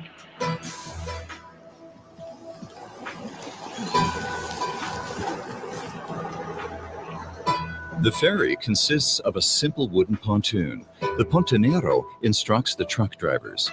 The crossing takes half an hour, and only 2 trucks can go on at a time. Oh, that one's barely on there too. Can we just stop and appreciate Can that half we? of this truck, half of Omar's truck is hanging off of the back of this pontoon? Talk about insurance on loads. I hope the guy's insured. He ain't. Ferryman Guanera Arias is responsible for bringing trucks and people to the other side safely. Yes, ladies. He's been shipping the Rio Beni for many years now. He also knows when operations should come to a halt. This river needs a certain level. You can't always cross. At high tide, the current will carry flotsam, wood and junk and everything that destroys the engines of the boats.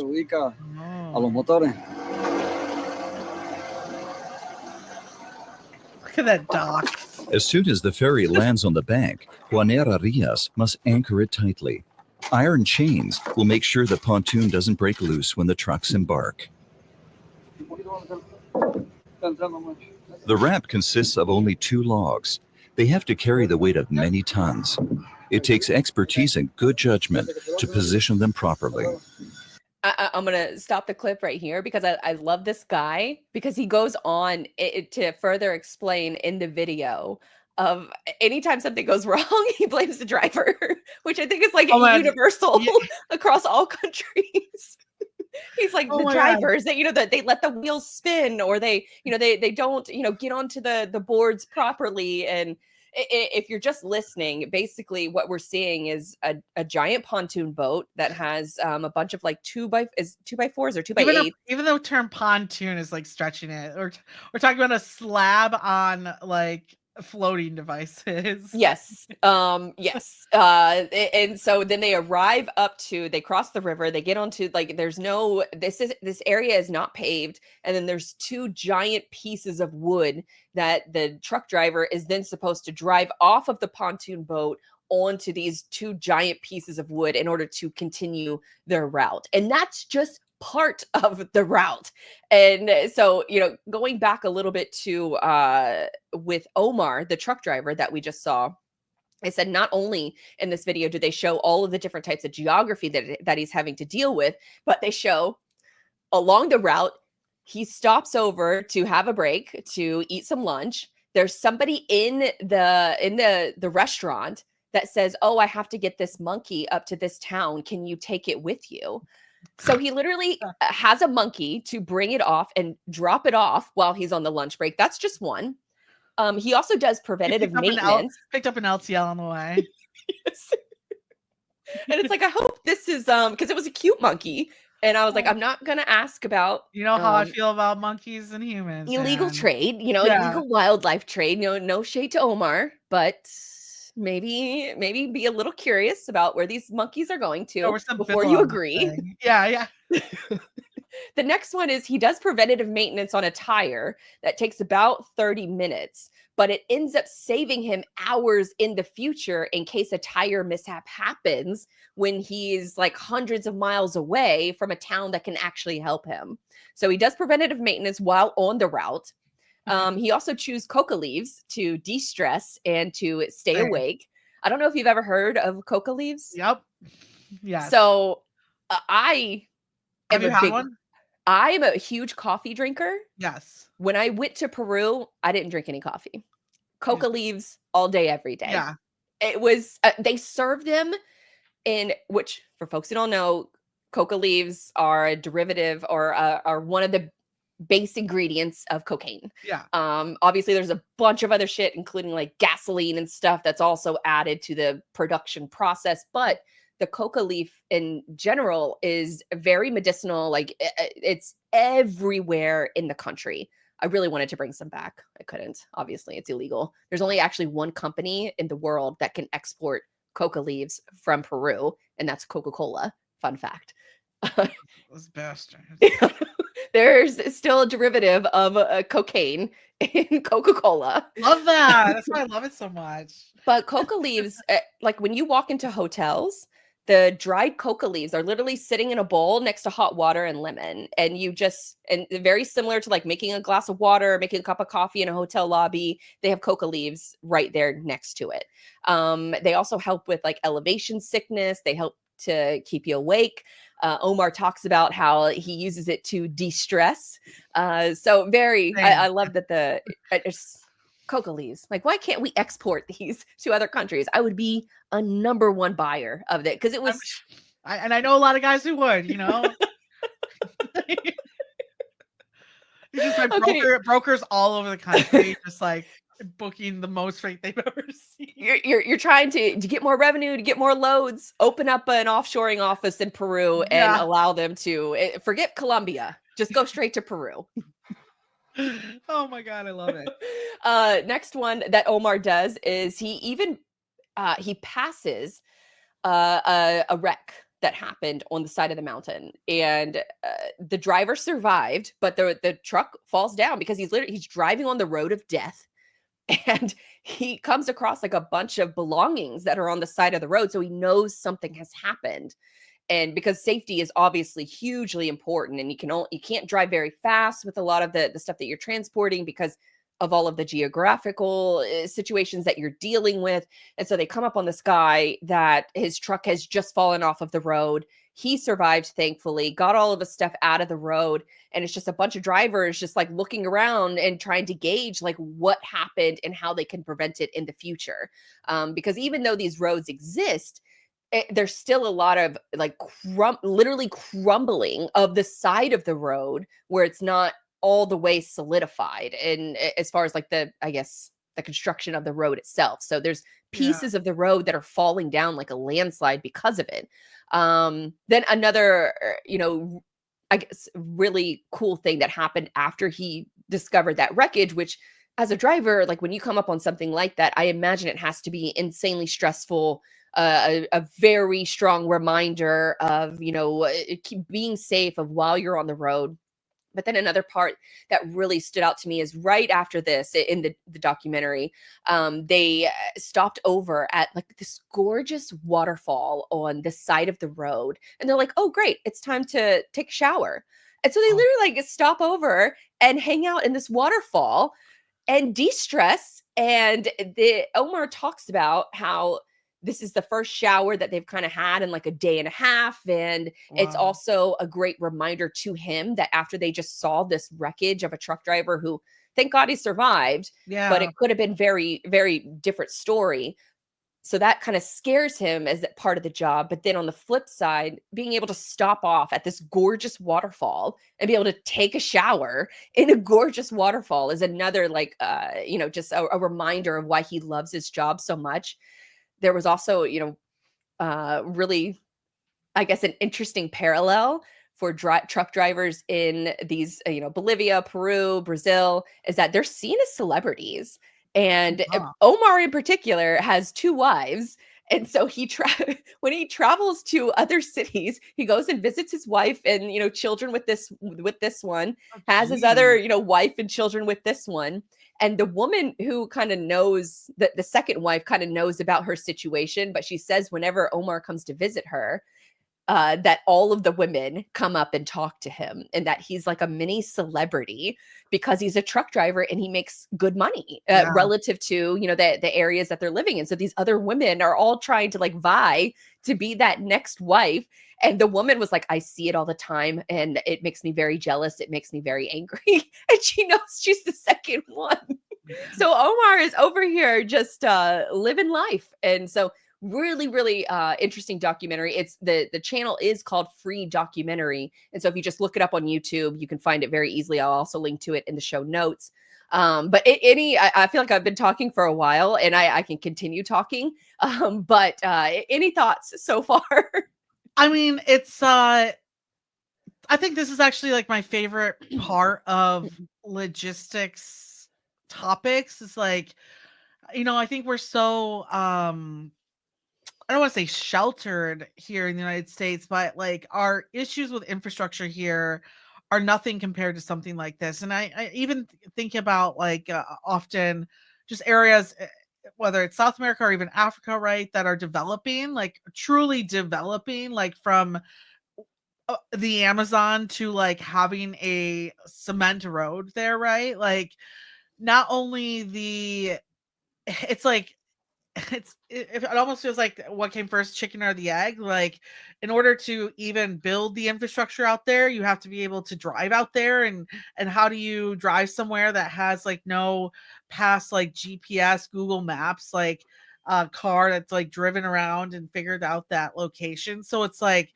I do find it fascinating, these areas where when we talk about like visibility products, like imagine visibility into like where that truck is or where the other trucks are, and being able to actually know that there is a truck on the other side of that curve, you know. Like that's where those tools could really make like a worldwide difference. So when I talk to a lot of maybe the founders of those companies, you know, sometimes that's like where their brain goes big picture wise, where like we're sitting here in the United States, like I don't care, like where's the pallet, you know. But like just the fact that that tech could just like quite literally save drivers' lives, right, on like those mountains, I think is really cool. So I think sometimes when we maybe have these like big picture ideas for technology in the United States and we can't figure out a way to like apply it, I think it's fascinating to kind of like put your mindset in a different country where it's like, oh, this could be really advantageous for them. And that's why I think sometimes we see founding groups come out of these countries, right? I think of like people like the founders behind LoadSmart, right? They're from, I believe, Latin America. Solvento, and their founders, right, I come from Rapido too. Rapido Solutions. yeah, well, I will say Roberto's been in the United States for some time as someone who went to Michigan down the road from me. But yes, but still, like it's.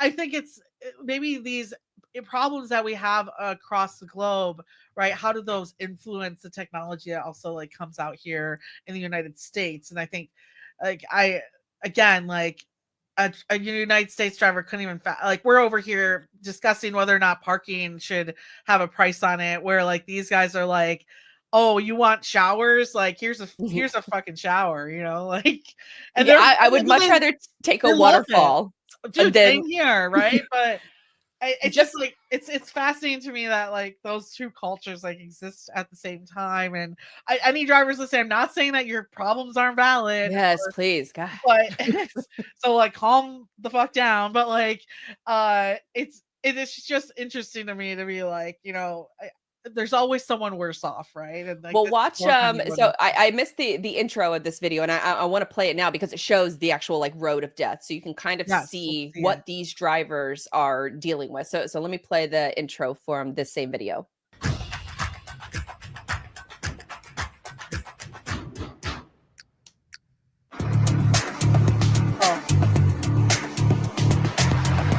Oh,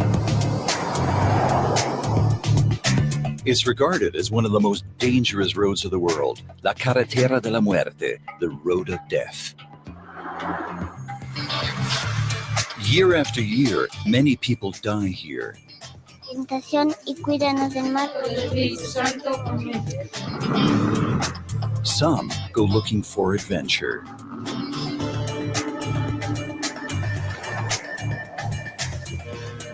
Others depend on this road.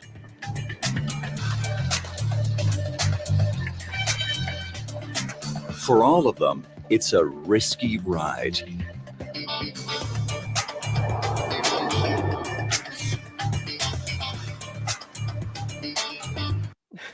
The road, the video is called Hot Roads, the Road to Death in the Andes, which is, it is so, I guess, to your point, US drivers have to deal with their own set of problems. These are yeah. completely different set of problems with these roads. And if you notice, and if you are watching the video version of this, what I think is so interesting is that a lot of these roads that exist in South America were created by the Incas, which the Incas are ancient human civilization, comparable to like the Mayans or the Egyptians.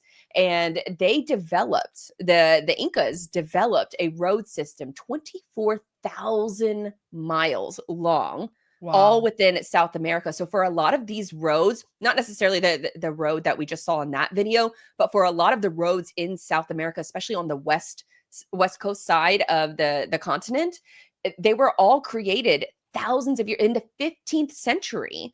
So I have this little like shorts video that I wanted to play because I just think it's so it really is like just speaks to exactly what they're trying to deal with infrastructure wise.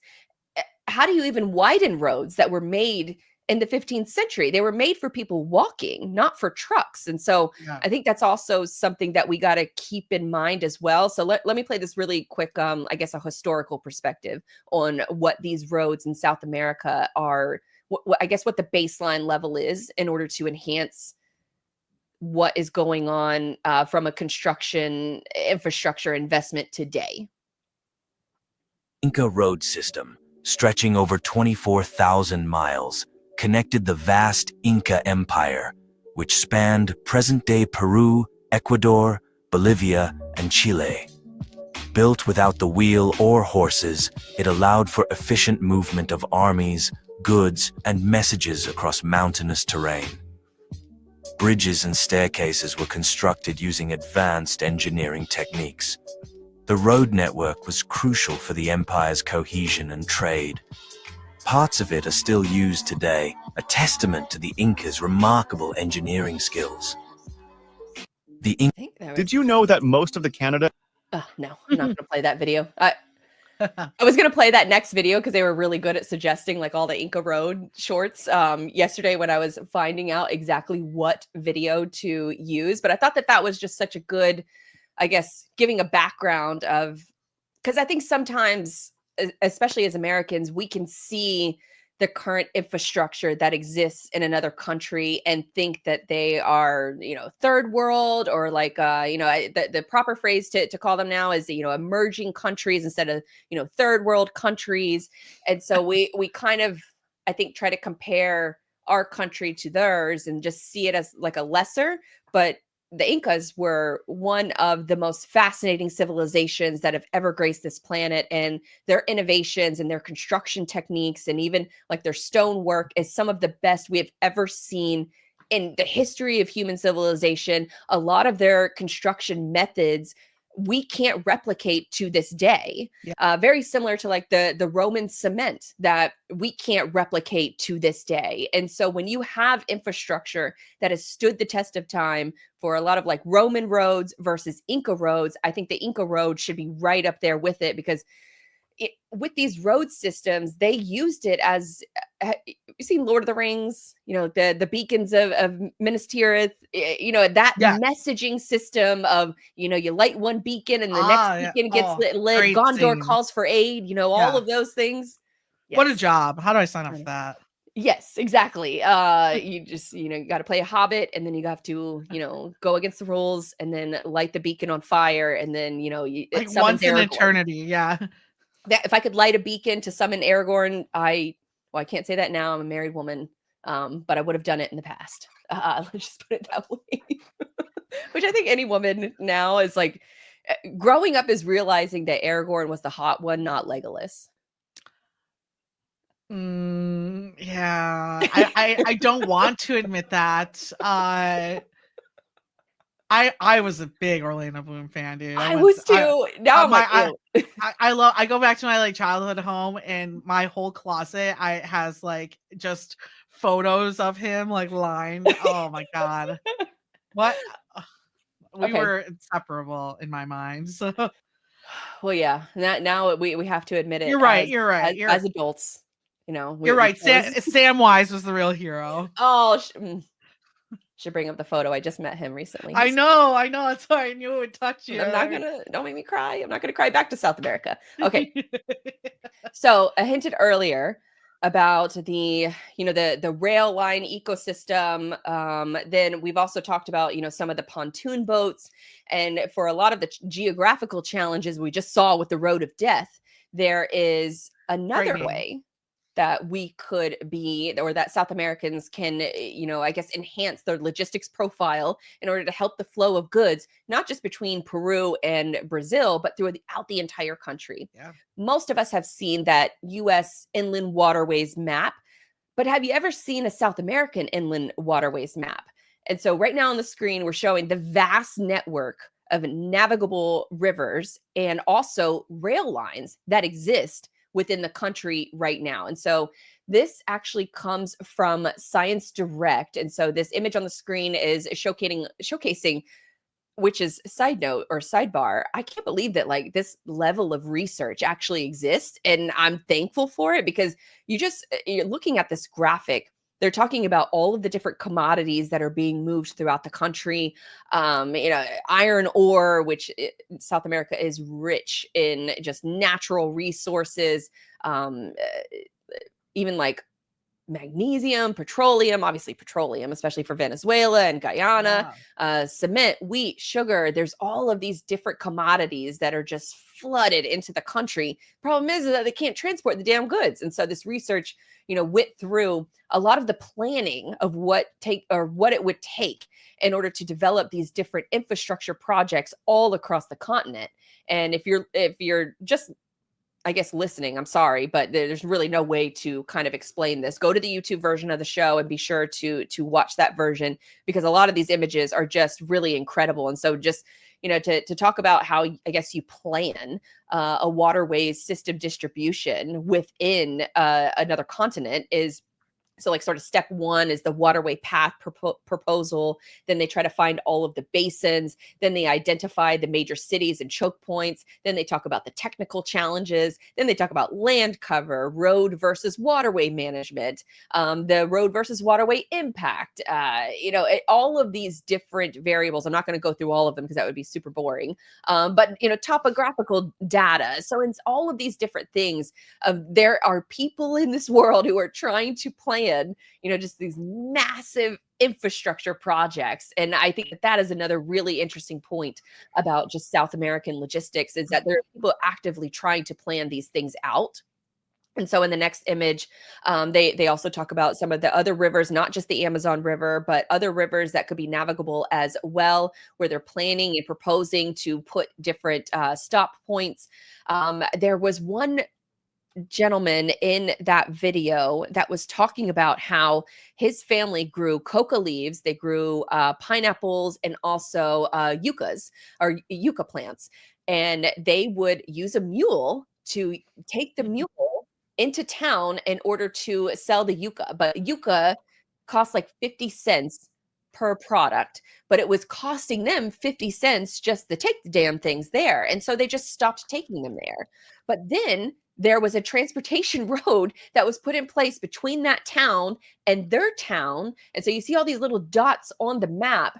And so once his dot got connected to another dot, it reduced the transportation costs significantly for them. Wow. And so this family is now able to sell the goods that they have on their own property and be able to go into town, and it's worth it for them. And they get a little bit of extra money in order to do that. And we're talking like, an extra couple $100 a month, but that couple $100 relative to where they're living goes so much further than say it would, in the US. And so there's a lot of just this really cool research that's being done. I'm just kind of scrolling through all the slides here, and I'll link it in the show notes in case you want to check it out more. But there's just so much stuff that goes into, not just recognizing, hey, we have a road of death. How can we make it less death and more life? And more, supplying those, I guess, roads of like lifesavers, not theoretically, but, for a lot of these like farmers who, have now a pathway to make money.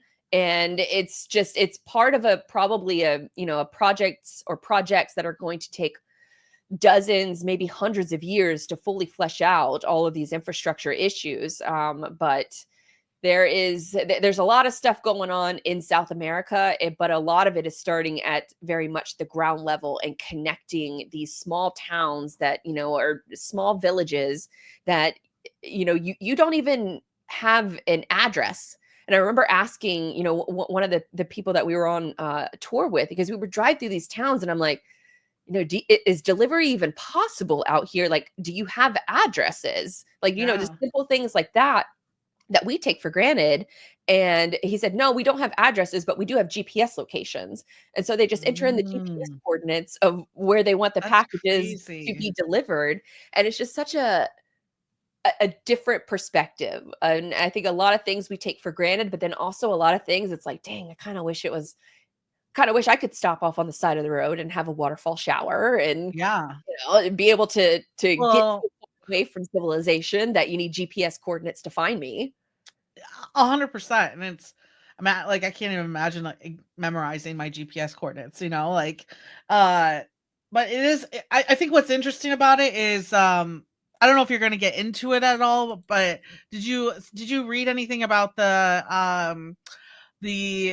Central Oceanic Railway that they're building at all? No, tell us about it. So, let me see if I can find a picture I can send to you. I will say this has been in talk since about 2013. So there's kind of like this back and forth if this would like ever happen. I'll throw it in the chat for you.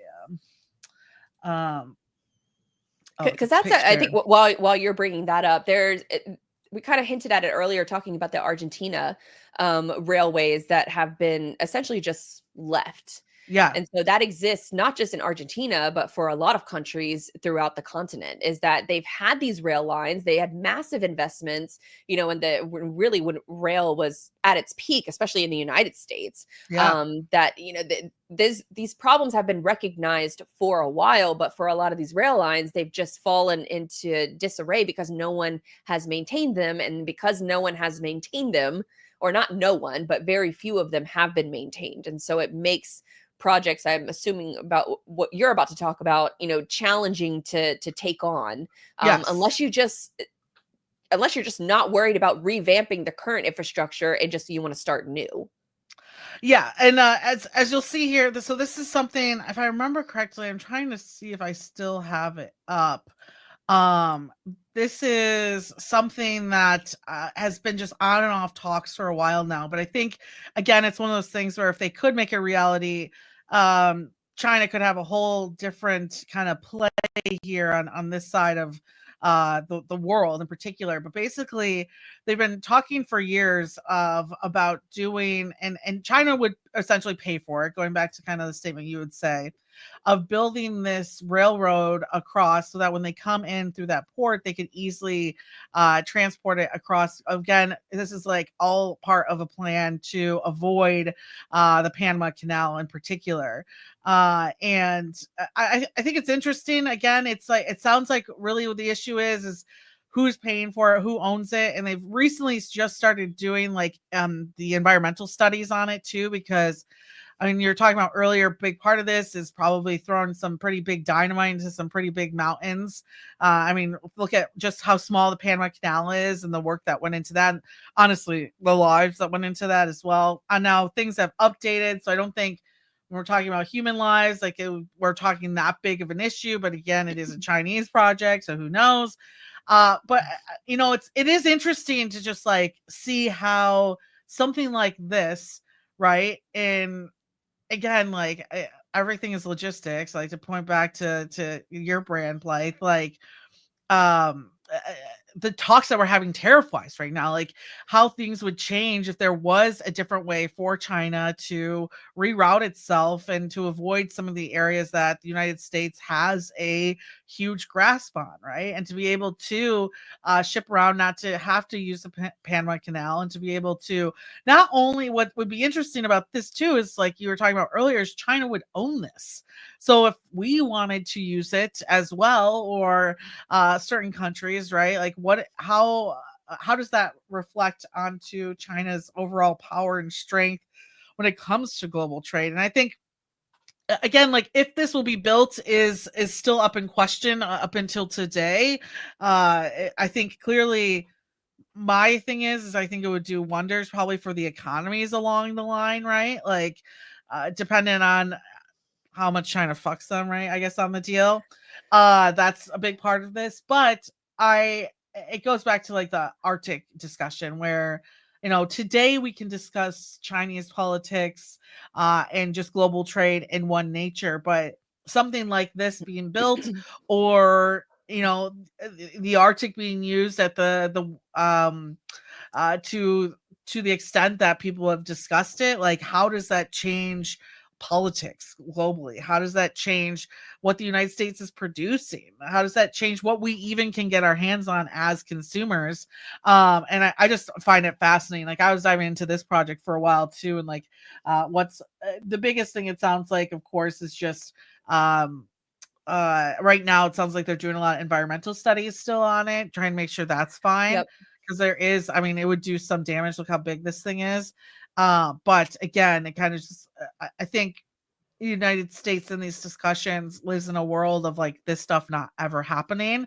And what happens in a world where this stuff does start to really grow and actually come to fruition. So yeah, like you said, when you discussed or you put it in the email for something to talk about today, so I was like diving into just this aspect alone, and it's fascinating to think just like how this, I mean, we're not done evolving in terms of like global trade, and I think people are going to find different ways around it. I mean, another big thing too, it's like sustainability initiatives, like how do we view those in regards to things like this, right? And if we do start to throw aside sustainability issues or like our just the ethics behind it, right? And like what does that leave open to in other countries? Like if we're not going to hold ourselves to a certain standard sustainability wise, like why even do these countries have to do environmental studies, right? Like, and so and if they don't have to, I can guarantee this thing will be built much faster than it is being looked at now. And so yeah. I will say when because we did so much driving around in Peru. And so when what I guess spawned the question of like, well, how do these people even get like stuff delivered? Is that even possible? Is that something that they even want? And True. so these towns are so small, these indigenous communities, and a lot of them are not being consulted when these big projects are, taking place, or they're being bribed with a bunch of money in order to give up their land, not realizing they're giving it up for pennies on the dollar when they could be earning significantly more, and they're just being shortchanged and being sort of like robbed of their natural resources. And so there was another on that same road trip, because I will say that we drove by another town, and I'm so mad at myself to this day that I did not get a photo of it because it was the cutest thing I've ever seen. But it was a class of kids, and it was a very small town. I'm talking like 10 buildings in this small town, and it could be homes, it could be schools, but it was very clearly like these school children were on the side of the road holding up posters that were talking about like save the planet and save our towns and things like, so they care. And it was really inspiring to see that on the drive, because for a country like this, tourism is, especially for Peru, is becoming a very serious industry for them, a very good moneymaker. I think they were also just voted like the top culinary spot in the entire world. Like some of the food that they grow is because they have such high elevations that it's such a unique growing climate. Like the best fruit, the best juice I've ever had in my life, the best ceviche I've ever had in my life. A lot of the best meals I've ever had in my life came from this country. And so as like these big mega projects are being considered, yes, it's definitely good from a trade relationship, geopolitical standpoint. Typically when you have trade with a country, you don't go to war with them. And so that is all good and well, but I hope that these indigenous communities are, and they probably aren't, but Yeah. I would hope that there's somebody fighting for them to have a voice and a say in all of this.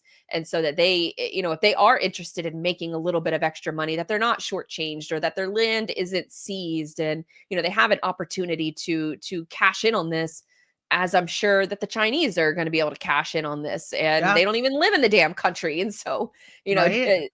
it's very interesting to see a map like this of a giant rail line and then see an image like this of where all of the other existing rail lines and waterways that Yeah. could really revolutionize trade Yeah. throughout this entire country, but yet they are still dealing with roads like this. Yeah. And Exactly. so it's an incredible set of circumstances that I think is unique to the country of what they're dealing with. You mentioned earlier about how, what the US is doing. And I had asked, I was doing a lot of research. I took all my notes and I loaded it into ChatGPT, and I said, what am I missing from this? Is there any gaps of my notes that you think would be interesting to add? And one of the things that ChatGPT recommended to add was how the US is reacting. And so a couple different points is that they're reacting to this because they kind of feel like asleep at the wheel almost. Like, I Yeah. don't, but outside of Guyana, who just had a major oil discovery, who's neighbors to Venezuela, which is obviously an enemy of the US, or a Yeah. current enemy. And it feels like it changes every 10 years.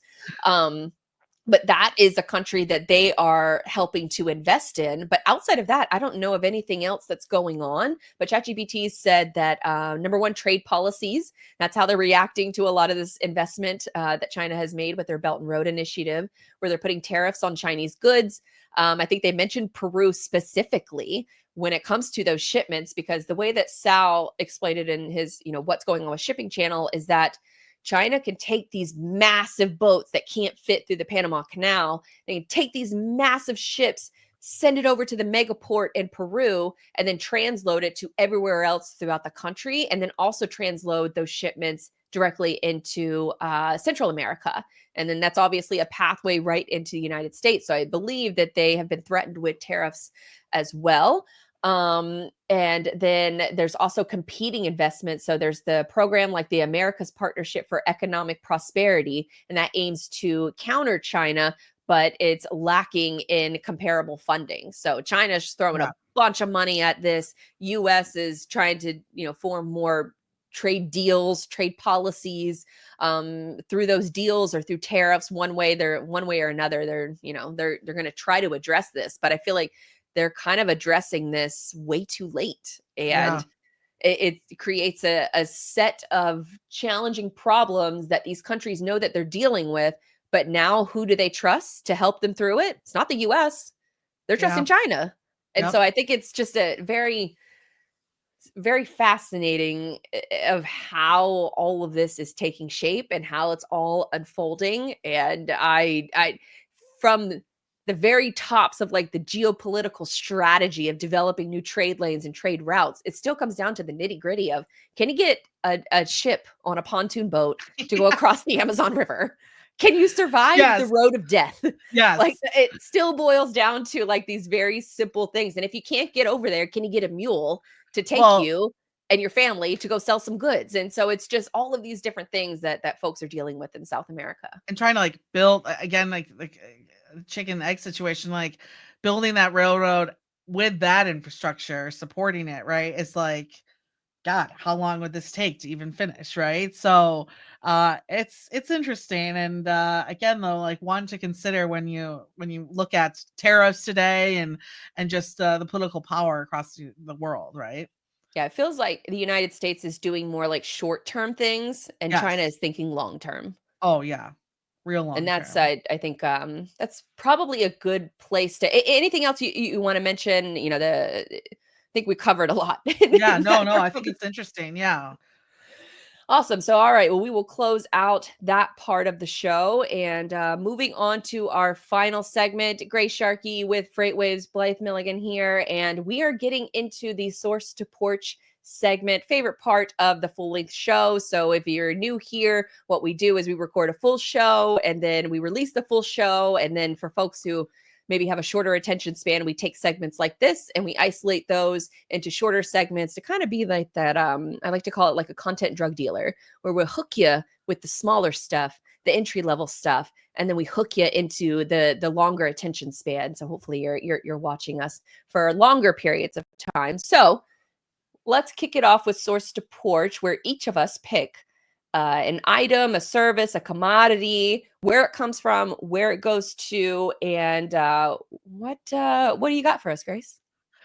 So my source of porch is almost it's a little bit of a almost you could say a conspiracy theory that I would love to see play out during the holiday season. And Oh, it's I'm going to start at a weird place and I'm going to get to my final position at the end. The first thing I have to shout out though is Blythe's outfit today. As you can tell, she's in her wicked mood. She could not pick out what side, so she decided I'll wear green earrings with a pink top to represent both sides. So now, clearly, anyone who's been probably quite literally anywhere, if you've been to Starbucks, you've been to Target, God. if you've turned on your TV, if you still pay for YouTube ads like I do, because I don't mind just skipping after 30 seconds, because I'm not giving more money to a subscription. Like you probably realize, hey, Wicked's out. We know. We know. And I will say, as someone who recently saw the movie, it is amazing. They aren't lying. It's great. You should go see it. No matter how you feel about Ariana Grande or any relationship business that came down. Overall, if you're a theater kid, if you've seen Wicked, honestly, if you just like The Wizard of Oz, this is just quick background on Wicked. Wicked is a fan fiction novel from the Wizard of Oz lore. So it's like as someone who also enjoys a little bit of Harry Potter fan lore every once in a while in fan fiction, like this might be something fun for you. And maybe potentially see it before you take your kids, depending on what your ethics are. So as one thing that came out of this, clearly the merch being everywhere, is recently it came to fruition that the website that was put on the box for the Wicked dolls, so the Mattel Barbie dolls, came with a website on the back that did not go to the movie. It unfortunately went to a pornographic website. I think I'm not going to say it out loud for all you weirdos and Frank, but you could Google it to figure out what it is. But it was not the correct website. And which as parents slowly figured, I mean, I'd love to be the mom who like actually pulled up the website for the first time Yeah, who's and doing made it that? like there's red flags. Your mom's gonna drive you nuts until eternity if she's googling websites in the back of a Barbie box. But or dad, who knows? But so because of that, the dolls were recalled. They're taken off the shelves. And they're popular dolls. They're very popular dolls, and they aren't selling right now. So like they're not on shelves. They took them all off.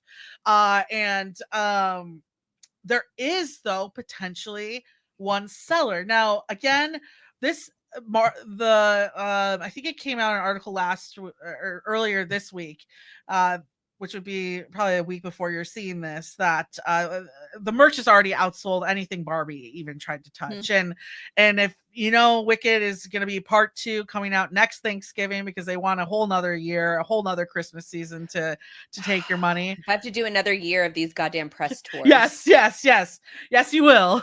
Ugh. And I will say though, I think it is like a Lord of the Rings situation where they're filmed already. It's just like Okay. editing and putting them out, so you won't have to like deal with probably like all the behind the scenes gossip, you know, or any more like marriages being burned to the ground, whatever. Just nothing, just leaving your childhood sweetheart and a newborn baby at home for Ariana Grande, who has a history of stealing men from other marriages. But go on. Yes, exactly. People are like, it wasn't just Pete Davidson. No, it goes on forever. It was everyone, everyone she's ever had a relationship with. Yeah, and so it's gonna be the gift. It's gonna be the gift of the holiday. It's gonna be the Elmo of the year. It's gonna be the I'm trying to think. I thought they took them off the shelf. So they took them off the shelf, but there is one person who's got them back on their shelf, and that is our favorite Jeff freaking Bezos. Amazon is selling. All the moms out there, panic. You can get them now back on Amazon.com, or you can buy them off eBay for hundreds of dollars to everyone who did get one already and is eBaying them for loads of money. But they are with fixed addresses on Amazon.com. Now, this is what gets to our my theory for Christmas is will Amazon be able to get them to you? So it came out just yesterday, if not 2 days ago, that there is talks of Amazon employees striking over this Black Friday weekend across multiple countries as well. You can go to freightwaves.com. I think Wall Street Journal was the first to break the story, but it is pretty huge. I was talking to a good friend of mine who works high up at a Amazon warehouse, and the person is scheduled for multiple 12-hour 6-day shifts over the next period. So I can confirm that they are just pounding the work out of their employees. Can I just say it's interesting that the Wall Street Journal released this, also owned by Jeff you know Bezos? what? It might have been New York Times. It was a big one, but you're right. Now that I'm thinking about it, it might have been. Yeah, interesting. Yeah, what an interesting situation that is, right? I wonder. Interesting editorial decision. Yes, had to be exactly. made. Yeah, right. Because for folks who don't know, Bezos owns Wall Street Journal and Amazon. But yeah, so my source support is that source might not get to your porch this upcoming season. So anyone who's relying on Amazon, I would just, as your like last minute go buy things, I would be cautious of what those times are going to look like. Be cautious of what those employees and what your local centers might be doing. Because again, Amazon doesn't have a union, so if they were to strike, it's not going to be like likely every business and clearly every country. But again, the fact that there's countries involved with this also makes me nervous for clearly their supply chain in general and what that will look like. So decided I'm going to ride this nice little Wicked train into a conspiracy theory that says you might not get that doll. That beautiful Elphaba doll might not get to you on time. So maybe best bet though, Target had some awful earnings this last quarter. So if you want to save Target, they've got tons of Wicked merch that they are personally selling, have like special merch releases through Target specifically as well. But if you want to get your hands on that doll, might not happen. And if you do get to purchase one, we'll just get that 2-day shipping, because technically if you buy it today, it might get to you before they strike. But yeah, interested because it is the shortest period that we've had in a while between Thanksgiving and Christmas. It's only 21 business days,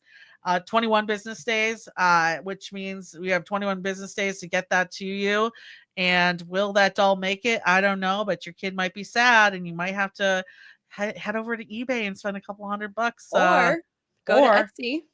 Or go to yes. Who doesn't I just pulled up Etsy, did a search for Wicked. So much stuff, so much merch is on here. But Etsy, check the origin country. Make sure that because speaking of shipping times, Etsy items, I ordered a bunch of items in June, and I am still waiting on one of those items for my wedding. I ordered it. I was thinking in June it would be fine.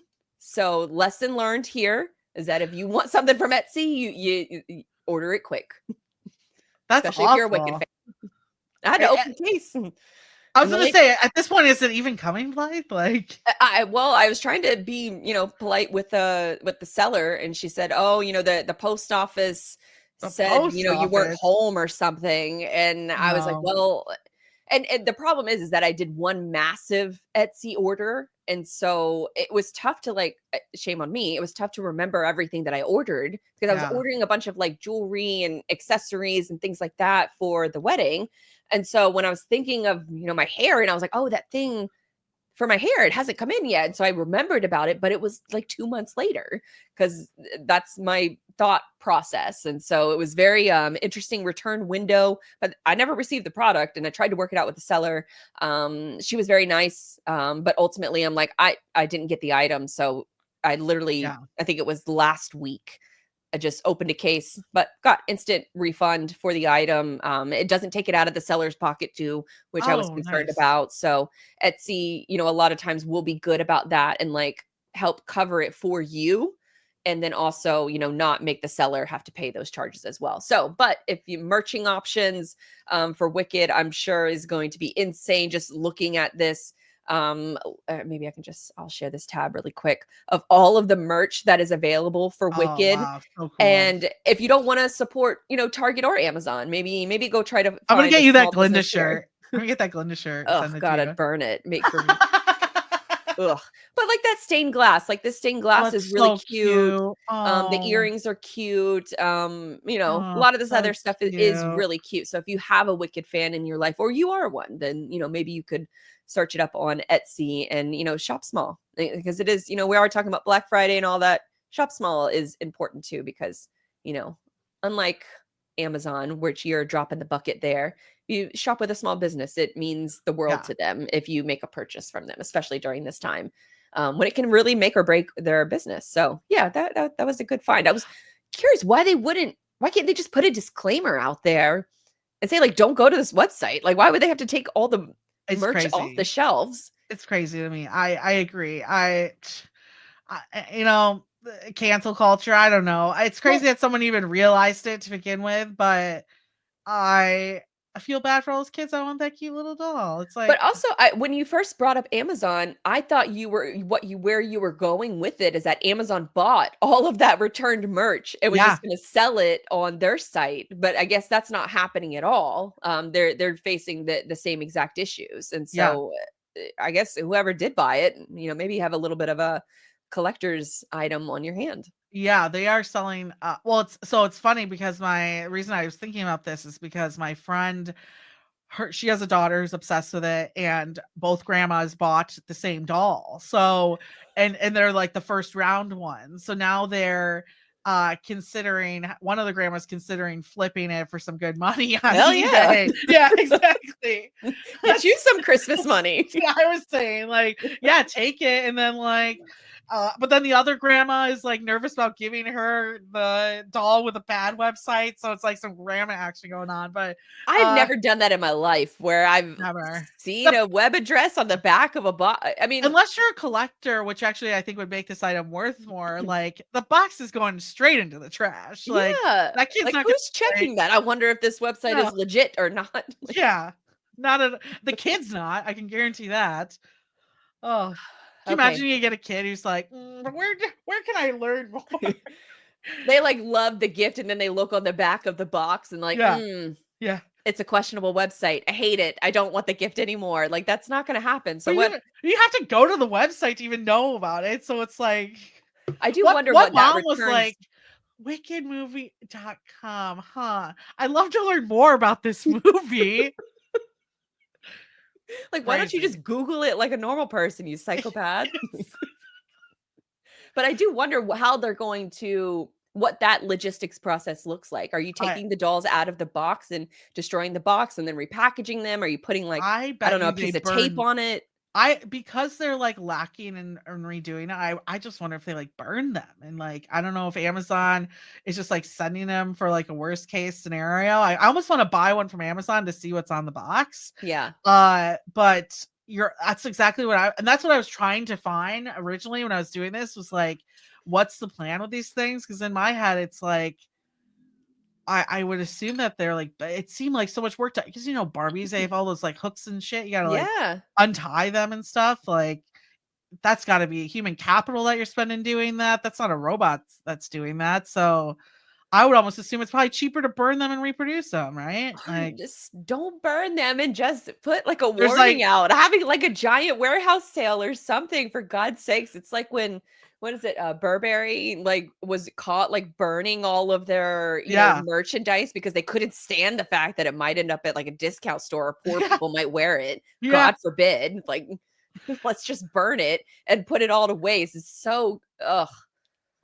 Like, I'm a compassionate capitalist, but when those types of motives are happening, I'm like, what the are you thinking? Like, Yes. donate it, give it to people who would actually use it instead of wasting it. And there's other like luxury bag companies that if that item is returned and it's or if they don't sell, then they'll just like cut it with a knife with scissors, and Yes. like a Louis Vuitton bag that they'll just slice open with a box cutter. And it's like, what? Yeah, I'm sure you see those TikToks with the dumpster divers. They run into that Yes. shit all the time. I'm like, no, all that makeup, like squeeze out the bottles and stuff. Like, let us steal it from your dumpster, Yeah. dude. Well, Like, that's the reason why they'll burn it or they destroy it, is because yeah, they don't want, like, their complaint is like, we don't want the homeless like dumpster diving, and then it's like a legal liability. I'm like, I'm pretty sure that was a myth, or that was yeah, signed into law a long time ago, that a business is not held liable if somebody gets something out of your trash. yeah, So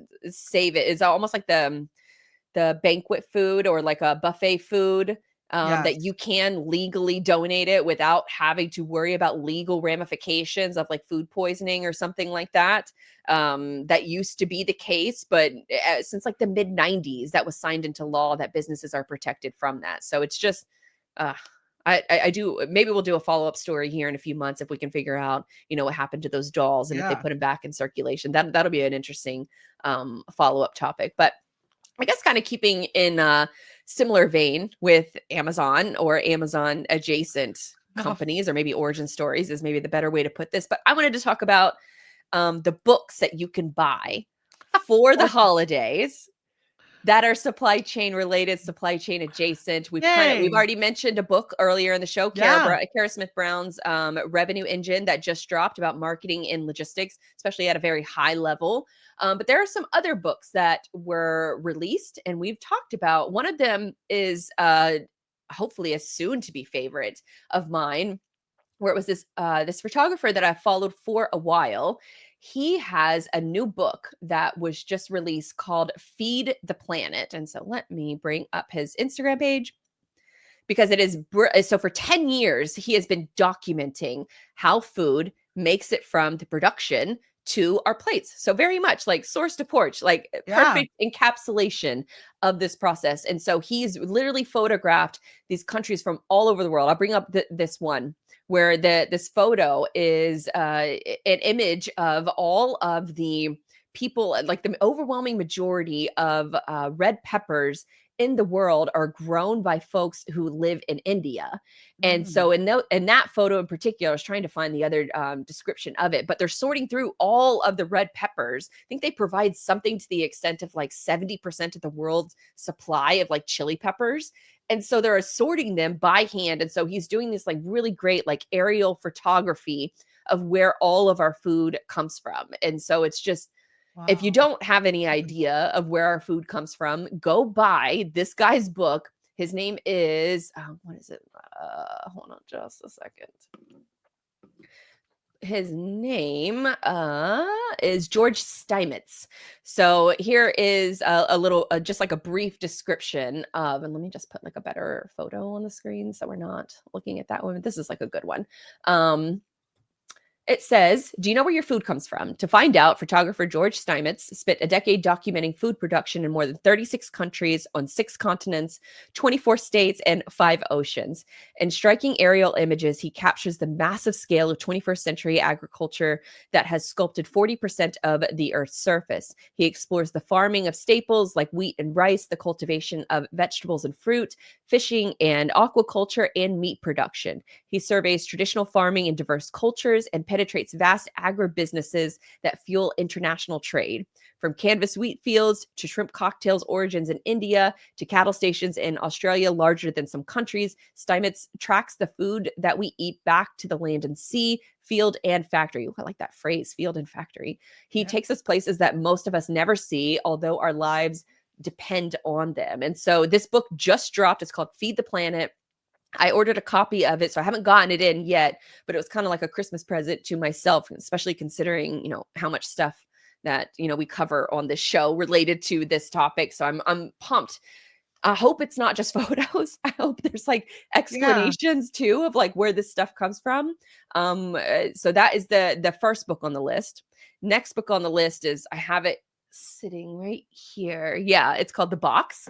And so that was written by Mark Levinson about how containerization changed the global economy and lifted most generations out of poverty that we have ever seen across the globe. And so I'll share these like these purchase pages of what, obviously you can find most books on Amazon. That Feed the Planet book, I think you do have to buy it from that gentleman's Instagram page. You can also find the Instagram account at Feed the Planet. So look for him up on Instagram, and there's purchase links right in his bio. So then there's this other book that really changed how I thought about just sort of the systematizing logistics and where you can systematize it and where you can't. So the box is a great book. Then there's also just like a personal fan favorite of Lori Ann Loracco, who also covers trade over at Freightwaves. And so she has several books.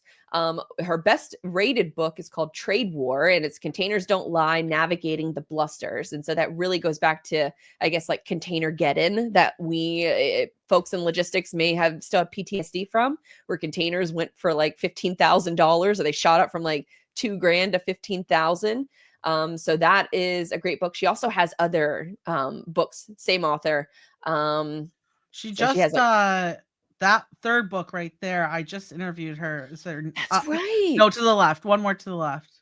Oh, because she wrote it with her daughter, right? Yes. Yep. And every if you buy that book, it actually goes towards minority scholarships as well. So that if you're looking to make a purchase for a good cause, that's what that goes to. Heck yeah. Lori Ann Loracco. So she has several books. Obviously that one, of course. But then I think her other 4 books are all supply chain related. Yes. Yep. But not on like a boring, like if you ask ChatGPT, like what are the best supply chain books? So boring.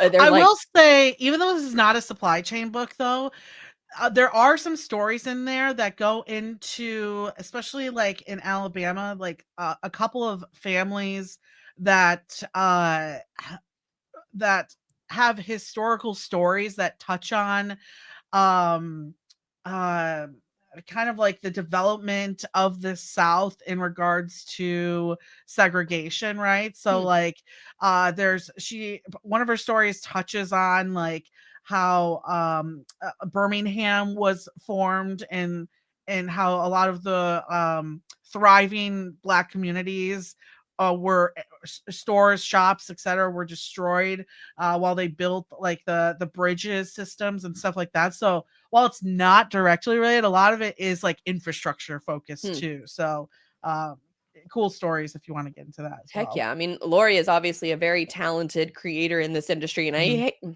using creator almost like downplays, I think, her significance of the work that she does. For sure. So yeah, she's such a brilliant brilliant author, broadcaster, just professional in general. Next book on this list, you actually brought up in a previous episode because we had covered the Friendly Floaties story. And so we're bringing up the next book on the list of gifts that you can buy for a supply chain fan in your life. And this is called Moby Duck. And it's the true story of how 28,800 bath toys lost at sea, and the beachcombers, oceanographers, environmentalists, and fools, including the author, who went in search of them. So if you might remember on a previous episode, these Friendly Floaties and all of the, the little ducks and all, they had different animals that were all very much like a floating duck, but they were other animal shapes too. But the container went overboard, and all of these floating ducks ended up coming out of the container and then teaching us about ocean shipping, ocean currents, much more than we had ever learned previously. I mean, these ducks ended up hundreds of thousands of miles away. And so that's a book about the journey in a very similar vein. And one that I've also brought up previously on the show is a children's version of the book. And it's called Ducky. And That's it's awesome. so if you're looking to, I guess, get your child interested in it. I got it for my niece, and I don't know if she actually still has it because it's actually kind of like paperback, and she's a toddler. So I don't know if that book actually survived. Just keep that in mind, though, that it's a paperback version. So if you want to buy it for a child, maybe just make sure that they're old enough to read a book properly, because the 2-year-olds don't really know how to do that. Yeah. In a very similar vein, there is another book that was dropped called Adrift, and it covers the Legos that were lost at sea. We also covered that on a previous episode where a container went overboard and all the Legos and started washing up on shore. They still wash up on shore in the UK region to this day. So that's another book to add to your list, and it's called Adrift. And then I guess kind of keeping it with a similar vein of the Ducky story, Everyone's favorite, I guess, Twitter follow is, or X follow is Ryan Peterson, CEO of Flexport. And so we Yes. also have his book that he dropped about the container that got stuck in the Suez Canal, but the little digger that is called The Big Ship and the Little Digger, a story from the Suez Canal. And it's by Ryan Peterson, CEO of Flexport. But it, I'm sure, I haven't read it, but I'm sure it covers like, conquering big things, even if you're small. Yeah. I'm sure that's kind of like the premise of the book. So that is a little bit of like a book guide, a book buying guide for the supply chain or logistics fan in your life. Or maybe they're just, kind of a casual fan or child and you want to teach them more about it. Maybe you want to avoid teaching them about Wicked and teach them about diggers instead. Totally. Give her money to Ryan Peterson instead of this cast and crew, because that's who needs it, Yeah, I would. But I will say a very related note again, too. I hope you let him know that. Like, don't worry, I didn't give Wicked my money. I gave it to you. No, I So haven't actually funny. bought that book. Like I said, I I'm think gonna they were wait to. giving it out last Manifest. Oh, that's cool. Yeah. Huh. I didn't get an opportunity to grab one, but I'm pretty sure that they had that. But I didn't know that. I would have grabbed one if I knew about that. Speaking of conference, you were with the swag, puppies during the time. Yeah. You were distracted. No regrets. Yeah, exactly. No regrets whatsoever. But I will make up for that this year. I think that about does it for this show. We have been recording for a long time. Yeah. I'm hungry. I've got to go take a pee break. It's TMI, I know, but my ears hurt from the headphones being in for so long. Think of all the pee breaks people took listening to this episode. Well, I hope we just went into the bathroom with them. Yeah, exactly. Especially if you're listening to the full episode, which we are clocking in at 2 hours and 46 minutes right now, which is also a big reason why I've started releasing these shows as individual segments. Hey, it works. Love it. Give the people what they want. We'll be the content drug dealer for all of their dreams. But Grace, what are you working on? What do you got planned? Where can I send folks? It's funny enough, I go into my inbox and there is Flexport as we speak. I heard us. Working on an interview with Flexport actually on the stock out, so hopefully that will be out in December. But go ahead and check out, go join Fraud Watch. So I'll share that link with Blythe so you guys can go and join that newsletter. Also looking for fraud stories too. So if you have stories to share, I want to highlight those and the lessons you learned for others, of course, in those. So reach out to me that way.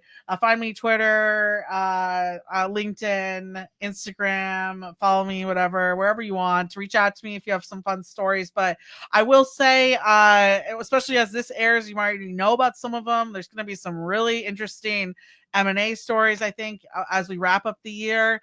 And then I think 2025 is going to be a year of that too. So unfortunately, you might be seeing my name too much on top of your articles, but no, we're gonna be busy. That's for sure. Heck yeah. Well, maybe as a history of this, series that we've been doing together, Freight Friends, we used to have a cargo crime segment of the show. True. And so maybe Yes. we need to bring that back and we can, use your freight fraud stories, or the Fraud Watch stories as, the cornerstone of that. So be on the lookout, especially because the audience likes it so much and obviously they love you. So it makes a whole heck of a lot of sense.